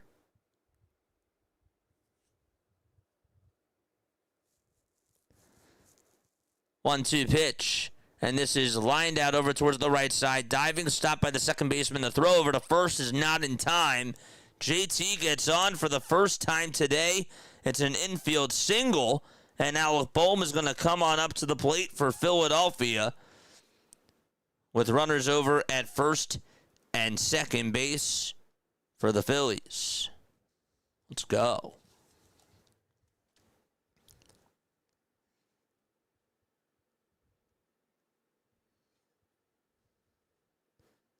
Do the Flyers survive? I really hope so.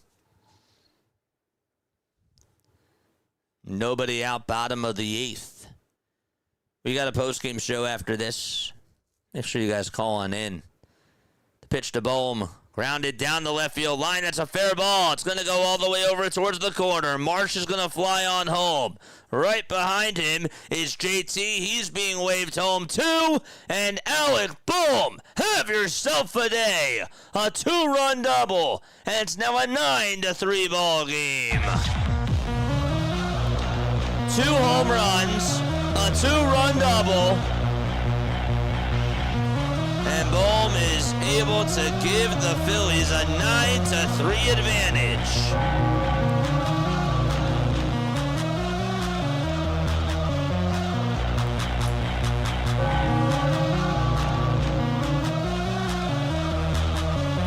That's his 10th career 4 RBI game. And Stott takes a pitch that's down and away for a ball.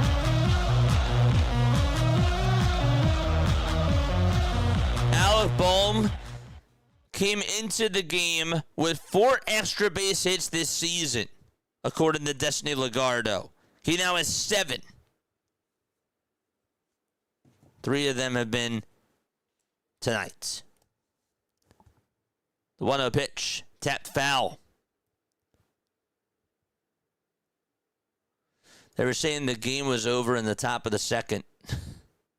Crazy. 1 ball, 1 strike. And the pitch is outside for ball 2. According to Google, 60 people have done it. Let's go.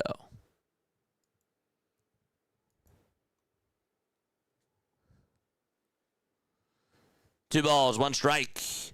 And the pitch is outside and high for ball 3. I declare it's over at least 2 or 3 times a game. At least 2 or 3 times? At least 2 or 3. I've heard you say it twice. 3-1 pitch. And that's a foul ball. Sometimes I hear you only say it once.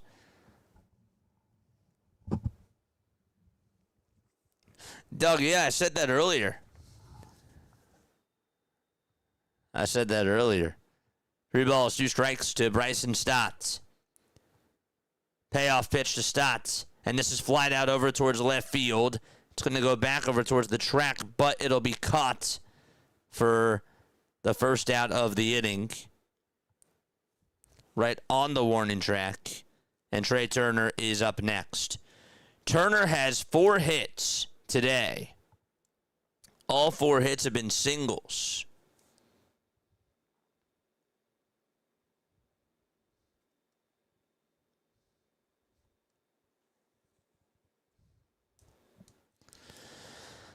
Raises his batting average to 245. The pitch to Turner, and he gets underneath this one. Hits it out over to left field. McCarthy there again to make his 2nd consecutive catch. And Kyle Schwarber is up next. So 2 away, bottom of the 8th.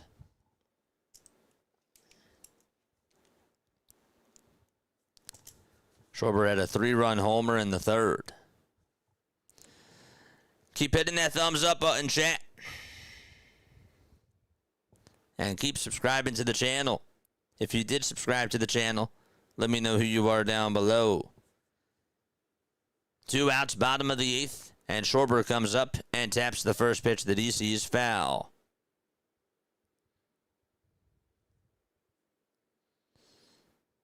We're at 207 on the likes.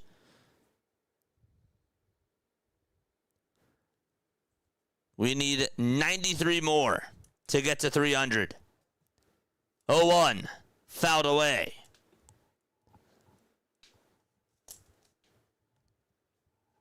No balls, 2 strikes. Keep smashing that thumbs up button. Pixel JP, what's up? No balls, 2 strikes. This is Kyle Schwarber who's in the batter's box.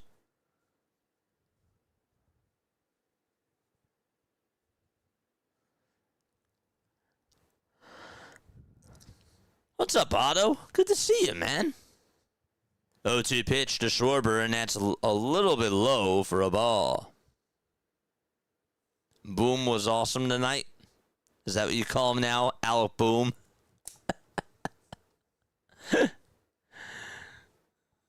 That's funny. 1 ball, 2 strikes to Schwarber. The pitch. Down and in for ball 2.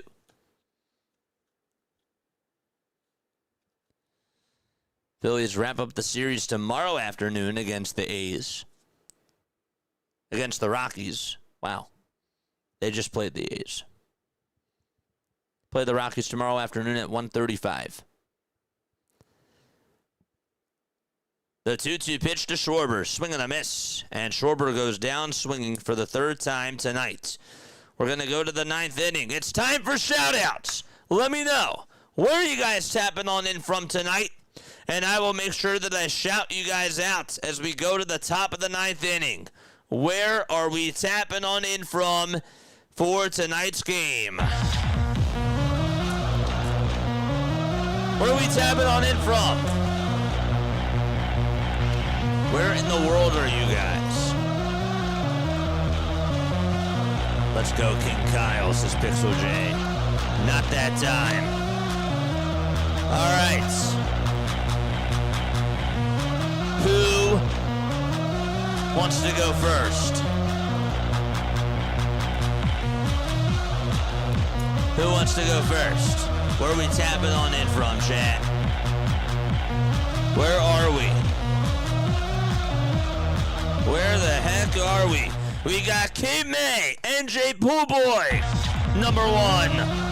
Cape May Courthouse.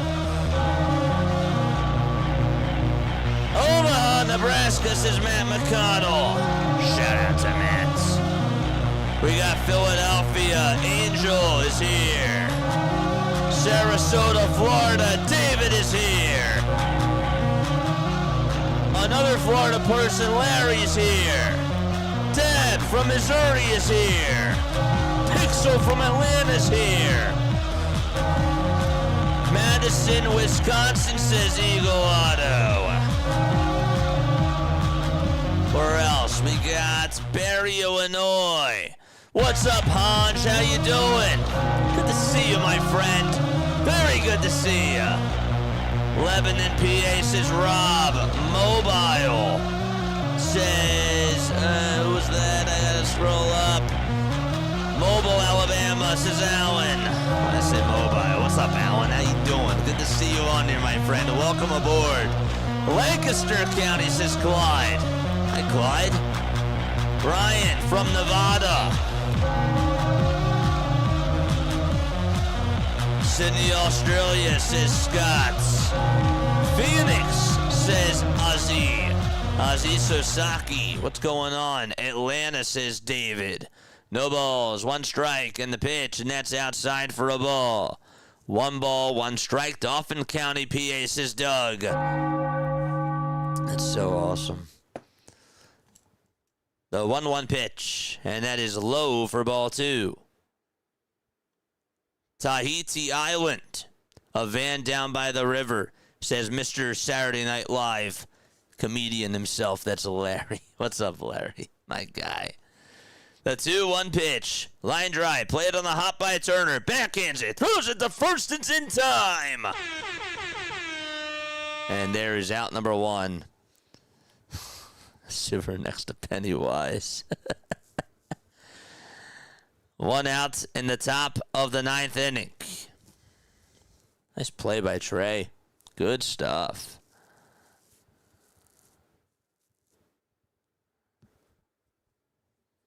Matt Foley. Karras is up. And the pitch is inside for a ball.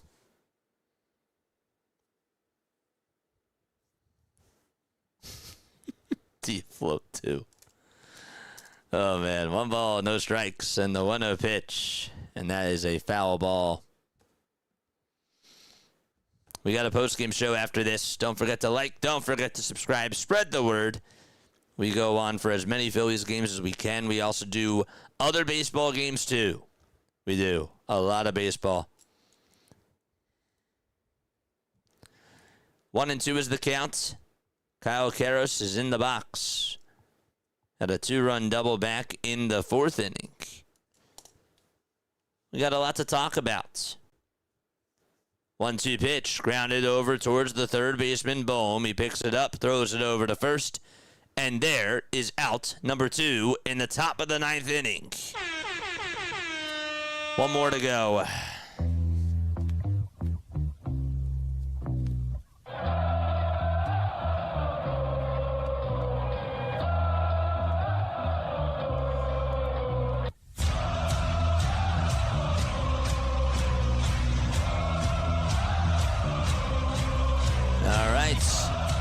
Here's the first pitch, and that's going to be in there for a called strike to Brett Sullivan.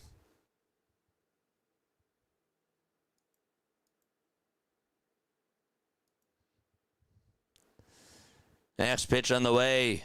Now it's 1 ball and 1 strike.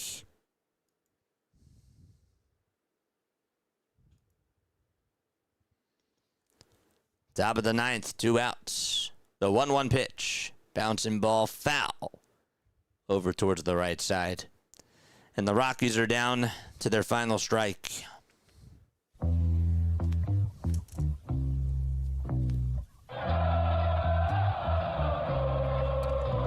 The 1-2 pitch, here it comes, fouled away.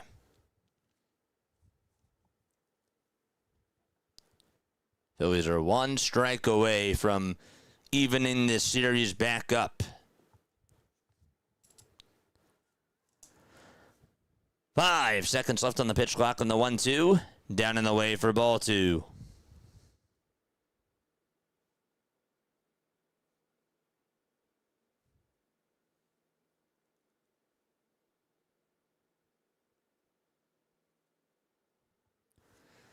The 2-2 pitch, here it comes. Swing and a miss, and that's going to get by the catcher. And the throw over to first base is, did he keep his foot on the bag? Did he keep his foot on the bag? The lights are going off. And the Rockies are, I don't know if they're going to challenge this. They say that the final out was recorded. Are the Rockies going to challenge this? They're showing a replay. I don't think that Reyes, did he keep his foot on the bag? That's tough.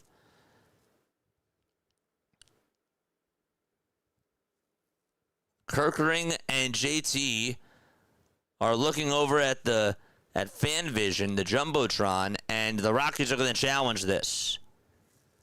So it was a strikeout, but the ball got away from the catcher, JT, and JT fired it over to first. And the question is, did Reyes hang on to the bag? And the umpire says, yes, he did, and the ball game is over. And the Phillies win by a final score of 9-3. Ring the bell, the Philadelphia Phillies win.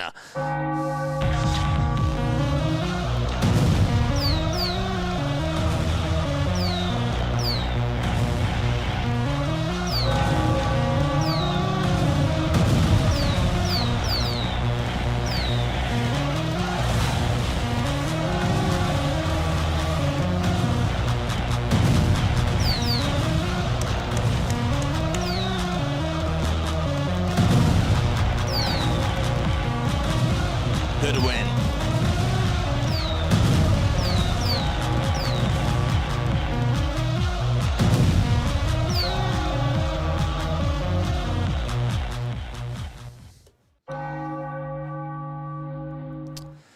All right. Very good win for the Philadelphia Phillies today. We are going to do a post-game show, of course. Thank you all so much for those of you who tuned on in. If you guys are not going to stay on for the post-game show, that's totally cool.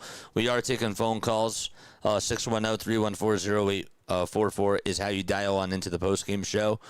But you won't be able to call until probably like 9:25-ish or so. But, yes, we have a lot to talk about. There's a lot of good that came out of today. The Philadelphia Phillies lost 2 games in a row. And the fact that they were able to bounce back the way that they did today, that was awesome. The MVP of this game has to be Alec Bohm. It has to be. It has to be Alec Bohm. No doubt about it.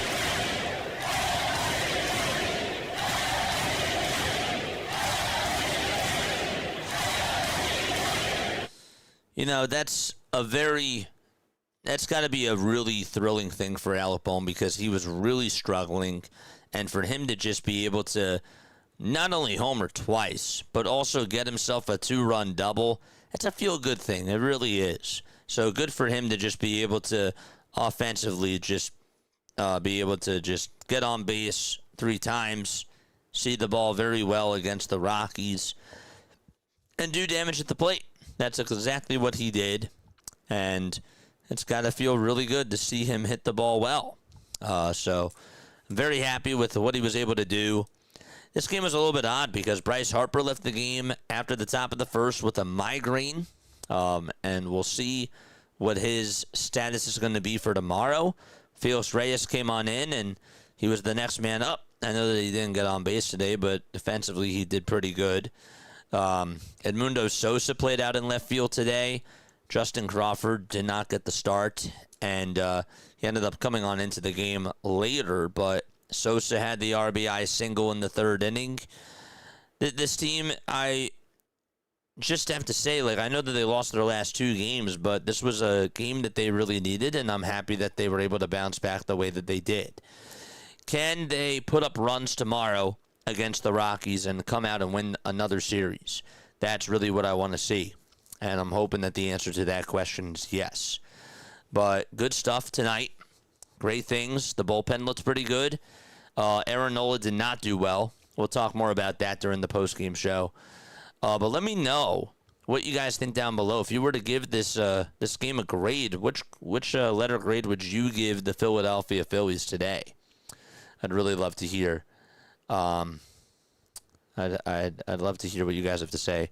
Phillies win with 9 runs and 14 hits. Bohm had a huge night. This is John Clark with 4 RBI. Kyle Schwarber had a 3-run home run. That was a nice swing. He also struck out 3 times, but the big swing in the 3rd inning was awesome. That ball went into the second deck. And then Marsh continues his hitting streak. Marsh is now hit in 11 games in a row. Also had a sacrifice fly today, too. Things are working out a lot better for the Philadelphia Phillies. And that is the positive that I take. They're now 18-22. The guy that did get credited with the win was Tim Meza. And that's because Aaron Nola only went 4 2/3. But he got the final out he got the final out of the 5th inning. So, but yes. He gets his first win. Kyle Freeland is now 1-4 on the season. He's had 2 bad outings in a row, and the Phillies took advantage of bad pitching. Let's see. What are the letter grades? We got B. Larry says B. Matt McConnell says B. Scott says B. Pixel says B+. Good. Good stuff. A step in the right direction, absolutely. I'm going to go with a B+ in this game, too. I am. So with that, we're going to take a 3-minute step off, and then we'll do a post-game show. And then we'll have you guys calling in and give us your thoughts on this game. And we can have a conversation. But excellent stuff for the Philadelphia Phillies tonight. 9 runs, 14 hits, and they did what they had to do. And now they got to wrap it up tomorrow. All right. Love you all. And we'll be right back in just a few moments. Don't go anywhere.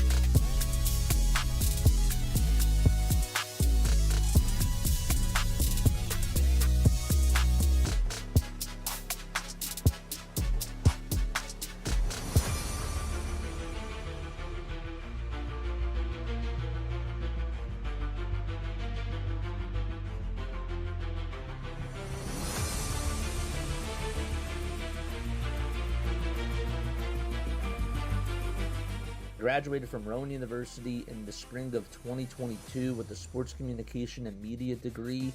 I got to actually call minor league baseball and G League basketball games while I was in school. And then I graduated, and as soon as I graduated, I went to NFL Films in Mount Laurel, New Jersey.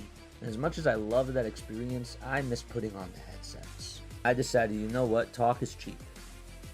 I have a laptop that's in my house, and so 21 months later, here we are, still on YouTube, calling games and building an incredible, loving community on here with the people that I call my Philly freaks with a capital P and a capital H. We go live for every single Phillies, Sixers, and Eagles game, and we do it like old school radio play-by-play style. I'm Jason Joseph, and this is Play-by-Play with JJ. I showed a swung on, barreled out to right field. Bye-bye baseball. That baby is long gone. Very good win tonight for the Philadelphia Phillies as they were able to take care of business and beat the Colorado Rockies by a final score of 9-3. This game was a much-needed game for the Phillies offense. I feel like that the offense has been doing a much better job over the last week or so, and Don Mattingly has been a factor. He's been pushing the right buttons. He really has. Alec Bohm sits for 2 games, and he comes back today, and he hits 2 homers, and he gets a 2-run double as well. He did very good today. We'll see if this can continue, but the offense has been clicking. They're not leaving as many guys in scoring position. They also have been driving in runs. They're playing small ball. Trey Turner's running. I know that he was caught stealing one time. I actually would really like to see a replay on that because I thought that he was safe. But he also did steal another bag. And then they had a little hit and run action that you saw with Trey Turner over at second. And he was going over to third base. And unfortunately, the ball was fouled away. It was off of... I forget who was batting there. I think it was Adolis Garcia who was up. But yeah, so that was good. Yes, it was in the first inning. I remember that now too. But yeah, so really good game for the Philadelphia Phillies. I want to start off with the negative though and just get it out of the way. Aaron Nola, okay? Aaron Nola just did not have a good outing today.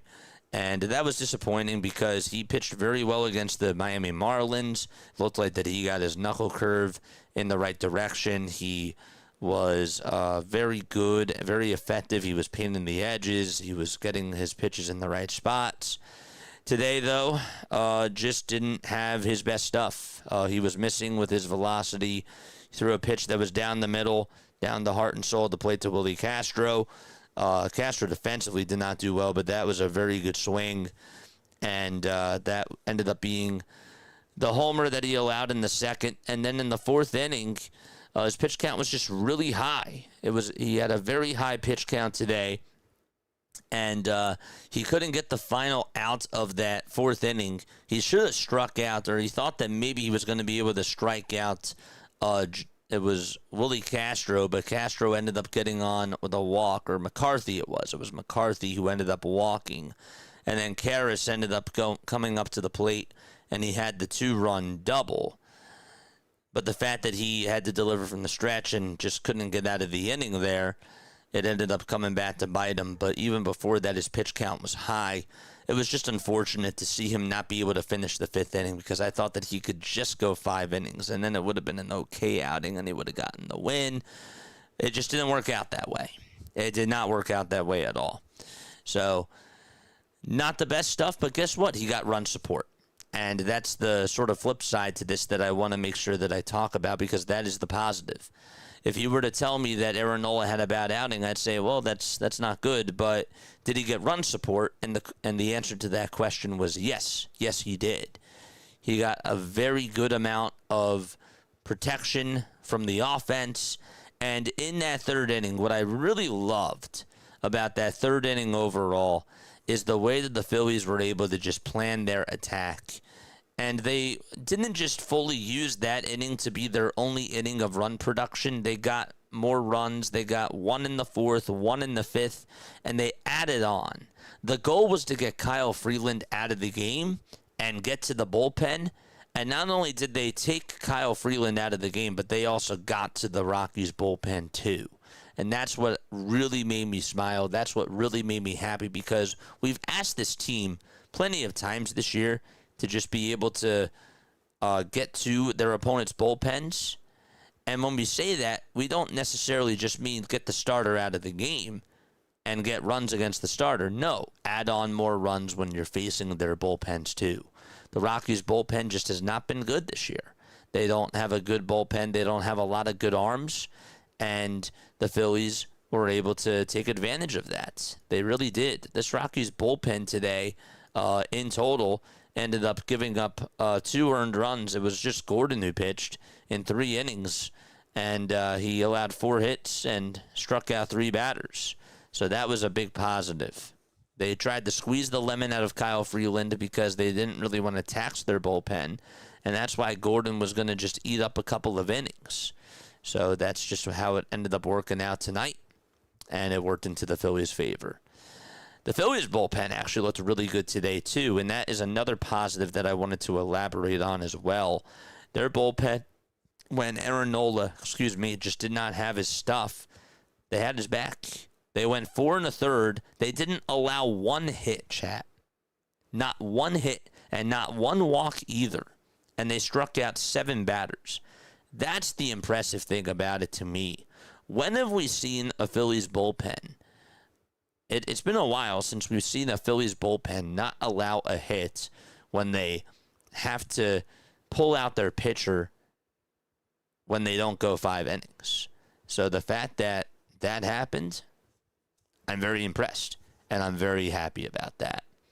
One of the games where you could just kick your feet up and relax during the 6th inning. It wasn't a stressful game. It should not have been a stressful game, and it ended up not being a stressful game. So I don't know what this means going on into the future for this team. And we analyze every single game. I don't really know if this game has any sort of impact on playoffs or whatever it is, but all I can say is that Bohm did his job today after being benched for 2 games in a row. And you got a lot of good production from Trey Turner, too, at the plate. Schwarber had a 3-run homer. And you had a lot of positives. That's really my main takeaway, is that the offense drove in runs. They put pressure on the Rockies. They made them look like that they were a bad team. And that was the goal. They accomplished that today. And I give them a B. I would give them a solid B for how they did today. I probably would have went with a A- if Aaron Nola did better on the mound. It just was not the case today. Not at all. The Rockies struck out a total of 11 times today, too. And the Phillies, for them, again, just on a short start for Aaron Nola, for them to get just 7 strikeouts from their bullpen, that's great. That's really good stuff. So very impressed about that, for sure. Meza got the win. Freeland ended up getting the loss. The Phillies also lost Bryce Harper in this game as he exited the game after the first. And Felix Reyes stayed ready. He did. He stayed ready. It was next man up. Edmundo Sosa did an excellent job out in left field. Also gave you a run offensively. Yeah, I don't really have much. I really don't have much to say. And I think that that's a good thing. I really do. Usually a lot of times when we're on here for these post-game shows, we have a lot of stuff to talk about. But I really don't have much. I will tell you this. Don Mattingly had himself an A-plus game too. Mattingly made all the right moves. The bullpen was great. I liked going to Tim Meza to get the final out there after Aaron Nola was struggling to get the final out. It was the right time to pull him. I don't think Rob does that. That's just me personally. I think Rob would have had him trying to finish the inning in that situation, but it was the right call. Tanner Banks, you asked him to go 2 innings today, and he did. He went 2 innings, and he pitched a very good outing for you. And I liked the spot that they put him in. And he looked very confident out there, and I was not opposed to have him go 2 innings. Tanner Banks has been very inconsistent this year, and it's unfortunate because his ERA is at a 5.94. We thought that he had a really good year last year, and he did. His ERA last year was at a 3.07 in 69 games. And the Phillies, I think, felt confident getting rid of Matt Strahm because they thought that Tanner Banks could still give them some very high-quality production as a high-leverage left-handed pitcher. And he pitched today in more of a non-stressful situation, and he ended up going 2 innings. Maybe this helps boost his confidence. But, again, he has not had a straight line of a performance this year.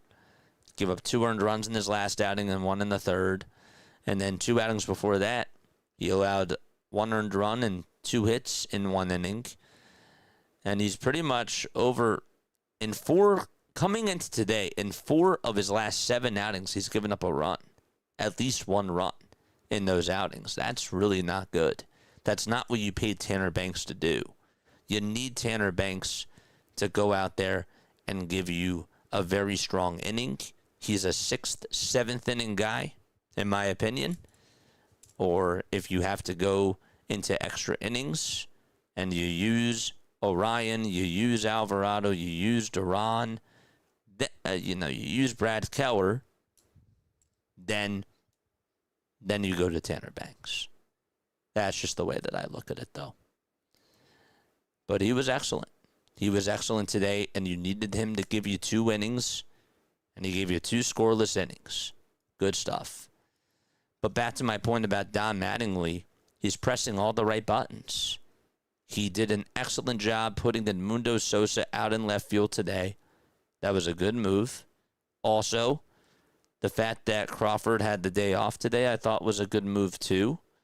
I know that he homered yesterday, but he'll be back out there tomorrow. He's putting trust in his guys, and he's trying. He's trying new things. And that is what I like. Now, I have yet to see him move Trey Turner out of the leadoff spot. But obviously, after a game like today, I know that he got 4 singles, but he got on base. And he hit the ball sharply a couple of times, too. So, it's good. I'd like to see Brandon Marsh bat in the cleanup spot. But the problem with that is this. You have 3 lefties batting in a row. And that's why he's not doing it. That's why I'm okay with Garcia. But would you put Marsh in the cleanup spot and then move Bryce to the 5? I don't know if I would do that. So maybe I take back my comment. Or would you maybe take Trey Turner out of the leadoff spot and then just put Kyle Schwarber first, Bryce Harper second, and Trey Turner third? I don't really know if I would do that either, to be honest with you. I don't think that works. So I take back my comment about Brandon Marsh in the cleanup spot because I think in the 5th, it's a good role for him.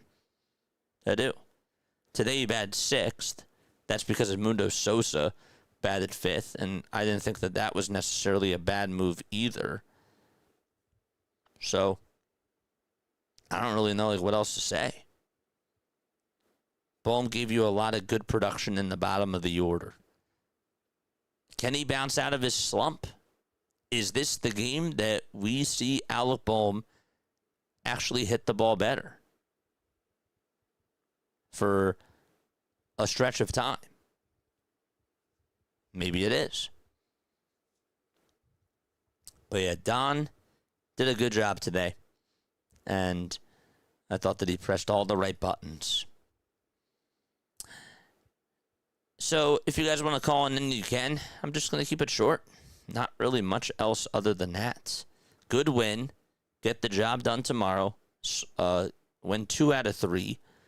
And get yourself another series win before next week. I think that's where we can wrap it up. But if you guys want to call in, you can. 610-314-0844 is how you dial on in to the postgame show. All right. So we'll be taking phone calls right now. Phillies actually end up getting their 18th win of the season. We'll take our very first phone call from Allentown, PA. All right, 610 from Allentown, PA. What's going on, my friend? How you doing? JJ, what's up? I'm back once again. What's going on, my friend? Good to see you on here. What's going on, man? Everything's going well. I'm currently in the bathroom at an Iron Pigs game. It's a little bit more quieter because I got this setting on my phone where it makes things quieter. What? Nice, man. How the Iron Pigs doing? I just have to ask. Are they still playing or no? They're playing still. They're losing by 2, I think. Oof. Dang, that's brutal. But what's going on, man? What's going on? Well, everything's doing good, bro. Everything's going well. Nice, dude. Did you get to tune on into the Phillies game tonight a little bit? Yeah, I watched it on my phone. Watched a little bit. Nice. What are your thoughts about Baum? I think it was a good game. Yeah. You think that he can keep it up? Yeah, I think he could keep it up. He played well this game. Kind of excited for tomorrow, see how he plays. I was watching yesterday's game. They came back from what was it? They were down 7-2. They scored 5, Yeah. and then they lost in extra innings. Yeah, no, they lost, they were down 6-1, and then it was 7-2, and then they tied it up, and you saw the Crawford 2-run homer, and then they ended up losing in extras, but they bounced back very well today. Look, Aaron Nola has been very inconsistent this year. What do the Phillies need to do about this Aaron Nola situation? They need to make him more disciplined. Make him more disciplined. That's just what I feel like would make him play better. Just make him more disciplined. I like that. That's an excellent take, man. That's a really good take. You got anything else that you want to say, man? Yeah, I got some recommendations for you. Go for it. Fire away. If you haven't already, I would recommend going to Iron Pig games. To sit really close to the field is only $17, which is insanely cheap. Yeah. And I would recommend you going to Phantoms games, the Lehigh Valley Phantoms. The American Hockey League affiliates. Yeah, affiliates of the Flyers, which disappointed as well. Flyers got swept by the Hurricanes. Yeah, that was brutal. I saw the walk-off goal. That was tough, man. Dude, I do have to make my way down to Lehigh to go to a Phantoms and to an Iron Pigs game. I do. I definitely do. But I love you, buddy. Have a great rest of your time at the Lehigh Valley Iron Pigs game, man. Go Phils. Thank you. Yep, go Phils. Love you, buddy. Shout out to my guy, dude. He had to go on into the bathroom just to call me. That's unbelievable, man. That's the type of people that we're getting on here, and it's a really awesome thing. But no, I think that he's right. Aaron Nola has to be more disciplined. The question is, how did they get him to be more disciplined? And I feel like, I don't know, do they have to have a meeting with him? How would that meeting go? Because he's just, you thought that coming on into this year, chat, that Aaron Nola, you heard reports about what Nola was working on during his off-season routine, how his off-season routine was different this year. His nutrition was a little bit different. He was trying out new pitches. He was trying to work more on the knuckle curve and also on the changeup as well, because he knew that he couldn't reach 95, 96 like he used to with the fastball. So he was trying out certain things with just his velocity and with the way that he was throwing and mixing up a little bit of a different motion with his wind-up a little bit. But it just has not been consistent, and that's the problem. If you're going to live on the edges, if you're going to try new things, and incorporate the changeup, it can't be flat. No, it can't be flat. And if JT wants it down in the way and the ball is going like down the center of the plate and it's just constantly happening, that's not good. It's just not good at all. And Nola, I know, understands that. Obviously, he does. He's a competitor. But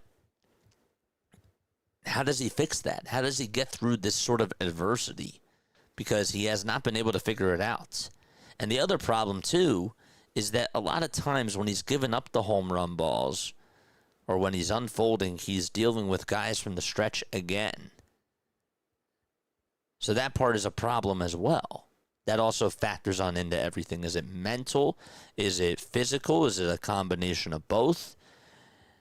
They obviously have not gotten good production from Andrew Painter, and they haven't gotten as good production from Jesus Luzardo, and I expect that Zeus is going to be better and that he'll figure out whatever is going on. But Aaron Nola and Andrew Painter, to me, are two question marks that I have right now.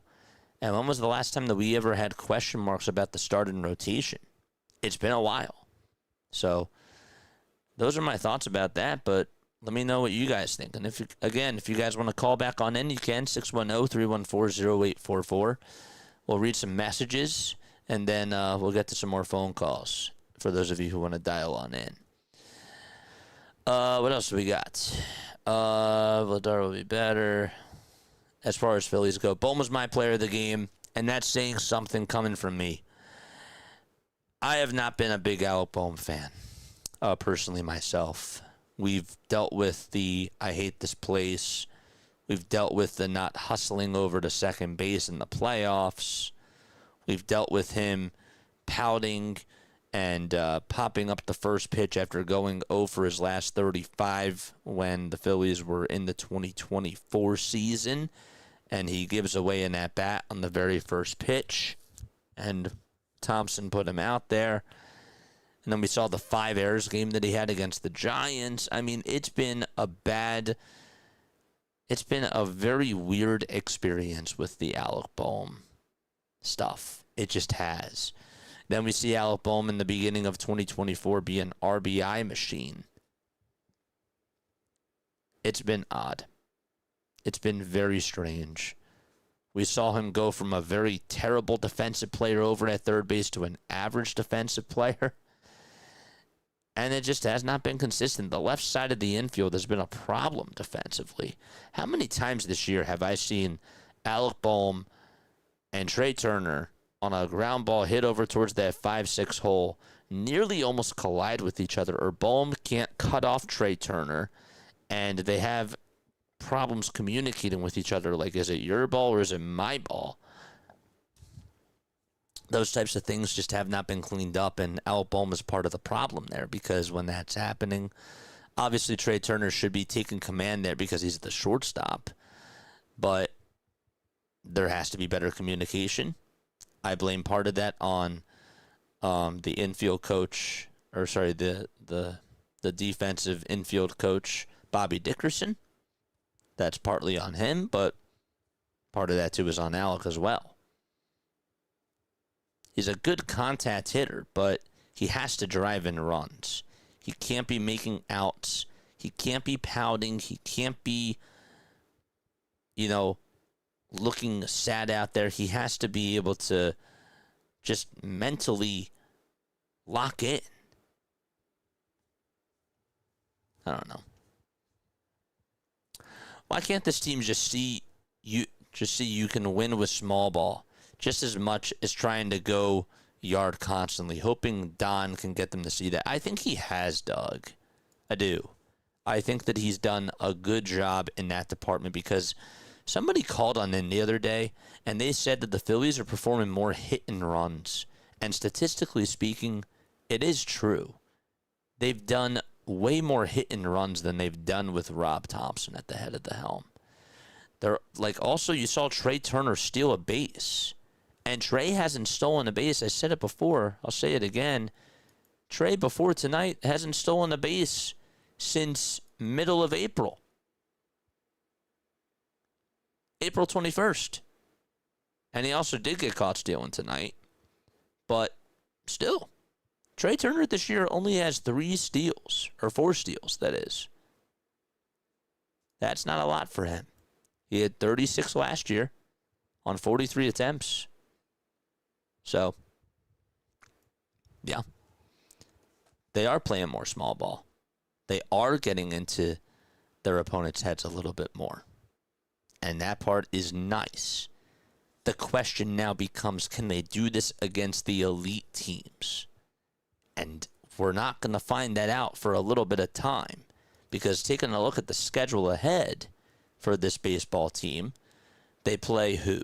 They play, after this series, they play against the Red Sox.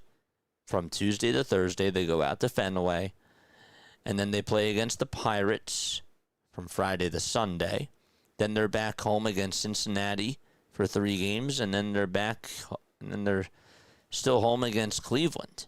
So these teams that they're playing, they're not necessarily like top talent teams. They're mediocre, essentially. So we're not going to know if they can do this against the Dodgers or the Padres until June. That's when it's going to be. It's going to be late May, early June. That's the tough part about it. So Bohm getting tested for PEDs tonight, says Denbrew. I mean, hey, whatever Almo said in the booth, I got to go back and listen to that. But apparently they had Almo in the booth tonight, and people were making fun of that. I thought it was actually, and again, I didn't get to listen to it, but I thought for content purposes, for NBC Sports Philadelphia, that's like a really good idea to just be able to get characters on. Because it makes it tunable. Tunable. Is that the right word? It makes it listenable. But yeah. So that was a good, encouraging win. It was. It was a good, encouraging win. I don't, again, I take this game with a grain of salt, but again, they don't leave a lot of guys on base. They bring in runs, and the bullpen does a good job. Doesn't even allow a hit. When Aaron Nola did not have his stuff, his bullpen had his back. His bats had his back. We have not been able to say that plenty of times this year. That's a problem. That's not what this is supposed to be. That's not the way that the team was supposed to function. So, I'm a fan of Nola, always have been, but he is who he is at this point in his great career. He is a solid 3 pitcher. He will give you good days and bad. Hopefully the good outweighs the bad. I've been an Aaron Nola fan too. I've been an Aaron Nola supporter. I don't necessarily I understand that people don't like how he gives up the home run, and the home run ball is a problem. But this year, it looks a little bit different to me. It's not just the home run ball. It's just the way that he looks when he's out there delivering from the stretch. It just doesn't look like that he is just... It doesn't look like he's confident out there. He's not the strikeout pitcher that he once was. But can he be a ground ball pitcher? Can he try to still get hitters off balance with the changeup and the knuckle curve? That part the answer to that has been no. There were times tonight where the knuckle curve did look really well, but then there were other times where I'm watching, he's trying to go outside and low, and the pitch is outside and up. Or he tries to go down and in with the fastball, and the fastball ends up being over the middle of the plate, like it did to Willie Castro. And the fact that he's missing his spots more, it seems like he's doing that this year, and he's doing it more from the stretch. That part I don't like. I have a problem with that, because that's not what you paid Aaron Nola to do. $172 million. He has to. You didn't pay him to be an innings eater type of a pitcher. You paid him to go out there and give you 6-7 strong innings, and you're not getting that. You're definitely not getting that now. In the last game, he did, but before that, he was coughing up a lot of pitches. And that is what I have a problem with. And I love Aaron Nola. I've been a big fan of Aaron Nola throughout his career. But I don't know. Is he on the back end of his career? He's 32 years old. I don't know. Last year, he only had 97 strikeouts in 17 games. That's it. 97 in 17 games. This year so far, he is 44-8. Doesn't have a lot of swing and miss stuff. That's what he needs, man. When was the 5-error Giants game? I don't remember that. Look it up. I don't know, it was a W in the booth. I feel like our starting pitching isn't as bad as they've shown.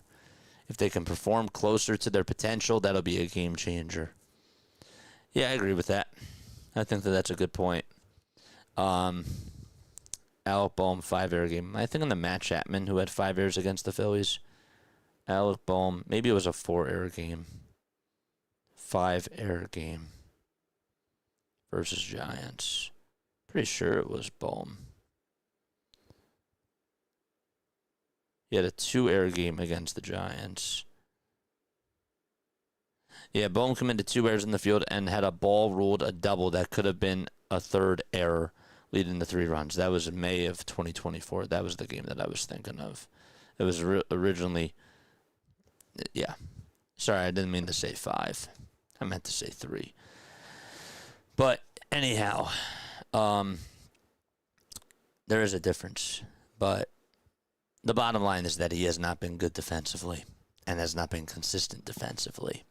And that's been the issue, a big issue with Alec Bohm. So, Elmo with the broadcaster's touch of him in the broadcasting booth with T-Mac. JJ, it was really nice to see Bohm hit not 1 but 2 homers. Yeah, absolutely, man. Absolutely. Lomball says it sounds exactly what Spencer was going through before his last surgery. Let's hope it doesn't end that way for Aaron. Yeah, I don't know if it's just a confidence thing, because you have to also remember, too, guess who's calling his games? It's JT. JT is one of the best callers. You know, he's one of the best at calling baseball games, if not the best, still in baseball at calling a baseball game. So the fact that he just has not been able to figure this out either is just concerning. What could they do? I don't know. But it is a problem. That part I don't like. And again, I've been a big fan of Aaron Nola. I will continue to say that. I've been a Nola's man. I have. I've stood up for this guy when people have said, well, this guy just gives up home run balls. And look, while he does give up home runs, they're solo home runs. And if he's striking out 10 batters and just giving up the 1 homer, that doesn't erase the 10 strikeouts that he has. You know? It might not look pretty to the eye because you're not getting a lot of run support, but still, that's not why you lost the game. And a lot of times when Aaron Nola was pitching, I heard a lot of fans say, well, you lost the game because of Aaron Nola if it was a 3-2 loss. No, you lost the game because you didn't get as many runs on the board as your opponent. It wasn't like Aaron Nola was giving up 5, 7, 8 runs. When he was doing that, and he has done that a couple of times this year, where he's allowed 6 earned runs. He had 2 outings in a row. One was against the Braves, where he went 4 2/3 against Atlanta, and then the one before that was when he gave up 5 against the Cubs. Aaron Nola's only gone 6 innings twice this year. Actually, 3 times. But he has not gotten into the 7th. And that's not what you paid Aaron Nola to do. You paid Aaron Nola to go 6 to 7 innings per game. That's what you did. You're not getting your money's worth there so far this year. The most strikeouts that he's had, he did have 9 strikeouts against the Rockies on April 3rd, and that was his best outing of the year. But it's been not a lot of swing and miss stuff. And that's the point. Harper had a migraine. That's why he had to be taken out. I think Nola was a sticky guy, says Haley. That's fair too. That's a good point. You think he was a spider attack guy? He hasn't pitched the same since they changed the rule. Then it was a hard adjustment to the pitch clock. That's true. That's a good point. He's just not been consistent for the past few years. He hasn't. If you take a look at even the 2024 season compared to 2023, he had 202 strikeouts and ended up going 193 innings, but his ERA was at a 4.46. His ERA last year, or 2 years ago, was at a 3.57. And he still had 197 strikeouts, but last year was at a 6.01. This year was at a 5.14 so far. Like, the last 2 years have just been not acceptable. I don't really care about the wins and loss record, but it's just the amount of earned runs that you're getting or that you're allowing on the bump. That's what matters to me. And that part has not been good. That's not what you paid Aaron Nola to do. And that's a problem. Can he figure it out? Can he be better? I think the answer is yes, but I'm not sold on that. I hate to say it. I'm not sold on that answer. It's like, it's a quote-unquote yes. It's not a caps lock yes. So, Bo needs to make Elmo his personal mascot. That's funny. You saw the Elmo video? Yeah. Whoever had the idea, again, I didn't get to listen to it, but content-wise, great idea. The Phillies content team is so good. The NBC Sports content team is also really good, too. They do an excellent job. I got to tip my cap to them. They're awesome. So, all right, I think we'll take a look at a couple of quotes, and then I think that's going to be it. They posted this on NBC Sports Philadelphia. They said, did you know that Alec Boehm tied his career high for most total bases in a game with 10?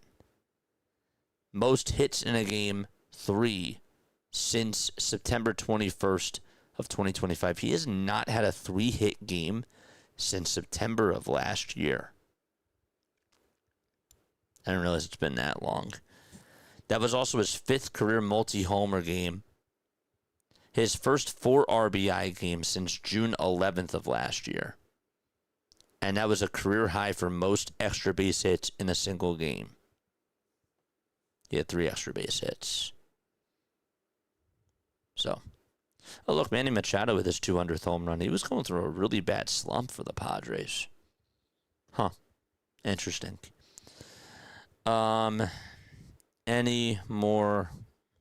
Anything from Don Mattingly tonight? Let's see. Any quotes that we should know about?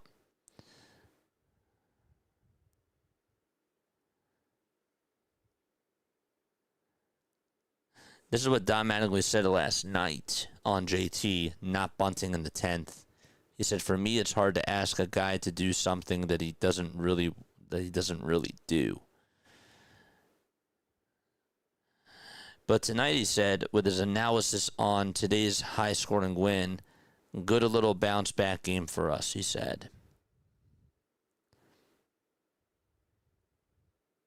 Not really much else that I can say. Ty Dalbert did say that the Phillies were not aware of Bryce Harper having any migraine symptoms prior to the game, so it seemed to have started pretty suddenly. Mattingly said Director of Medical Services Paul Buchheit thought Harper would be available tomorrow, but they'll have to see for sure. And that's not really a surprise there. I would not be shocked if he does not play tomorrow. Migraines are terrible, man. We saw that Haley was talking about it before in the chat, but changes of weather can really impact migraines. And I know that it's odd that the Phillies have had 3 so far, but those things are not a joke.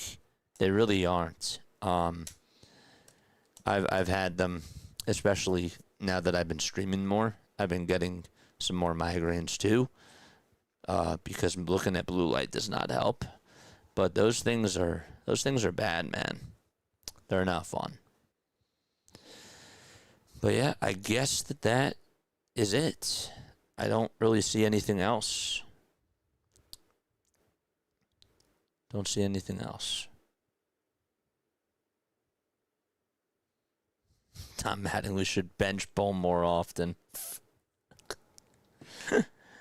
Weird stuff. I've had some last several days. It's not a fun thing.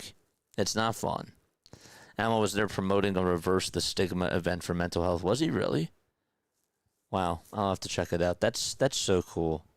I really like that. And red is his color, so he's with the Phillies, and Philadelphia is not far from New York. Also, Sesame Place is in Philly. Yeah, it was nice. That was a really good idea, I thought. But yeah, migraines are bad, and they're not fun. So yeah, overall, good win for this Phillies team. The fact that I actually talked about this team for like 30-some minutes, I'll take that as a W, because I really didn't think I had much to say. I didn't get to talk about Trey Turner today, but good for him to be able to get on base 4 times. I thought that he actually looked good. I thought that he looked a little bit more aggressive. He actually had 2 nice defensive plays after he made 2 bad plays. He has like the worst arm strength I've ever seen at shortstop. It is so bad. This guy just does not have an arm at short at all. And it's just crazy to me. The Phillies have never had, I was used to seeing Freddie Galvis and Jimmy Rollins over at shortstop defensively, and then when Trey Turner came on in, it's like not the same as far as the arm strength goes. So, but anyhow, still got 4 hits, and he did make 2 nice defensive plays. But the Trey Turner experience over at shortstop has not been fun. Nope. Elmo invited the Fanatic. Did he really? I used to get them. I get what is called auras, which sounds beautiful until you realize they absolutely suck. Gosh, it's terrible. Of course. I told you I would do that. Told you I would do it. I didn't want to miss that, so I was like, all right, I'll do it tomorrow, and I try to keep my word, especially for you. You're the best. The hangover feeling after they're done is garbage too. Watching a lightning storm is one thing, but having one in your brain is another. It's a good way to put it. It's a very good way to put it. All right, so the Philadelphia Phillies will wrap up their series tomorrow. They play against the Colorado Rockies one more time. It'll actually be their final time that they play the Rockies this season. And so the game's going to be at 1:35. It'll be Christopher Sanchez going up against Tamayuki Sagano. Philadelphia Phillies should win that game. No excuses at all whatsoever. 1:35 p.m. Eastern Time. Let's hope that they can get the job done. Vegas has them favorited at minus 308. So they picked them to win. The Rockies are the underdogs. And we'll see if they can take care of business and win another series. What's that now? 3 in a row? Would that be 3 in a row? Because they won against the Marlins. No, because they won against the Giants. They swept the Giants. Then it was the Marlins that they took 2 out of 3. Yeah, so that would be their 4th series win in a row. Let's do it. Let's do it, man. All right. Love you all very, very much. I will catch you all in the next one. And see you all tomorrow afternoon.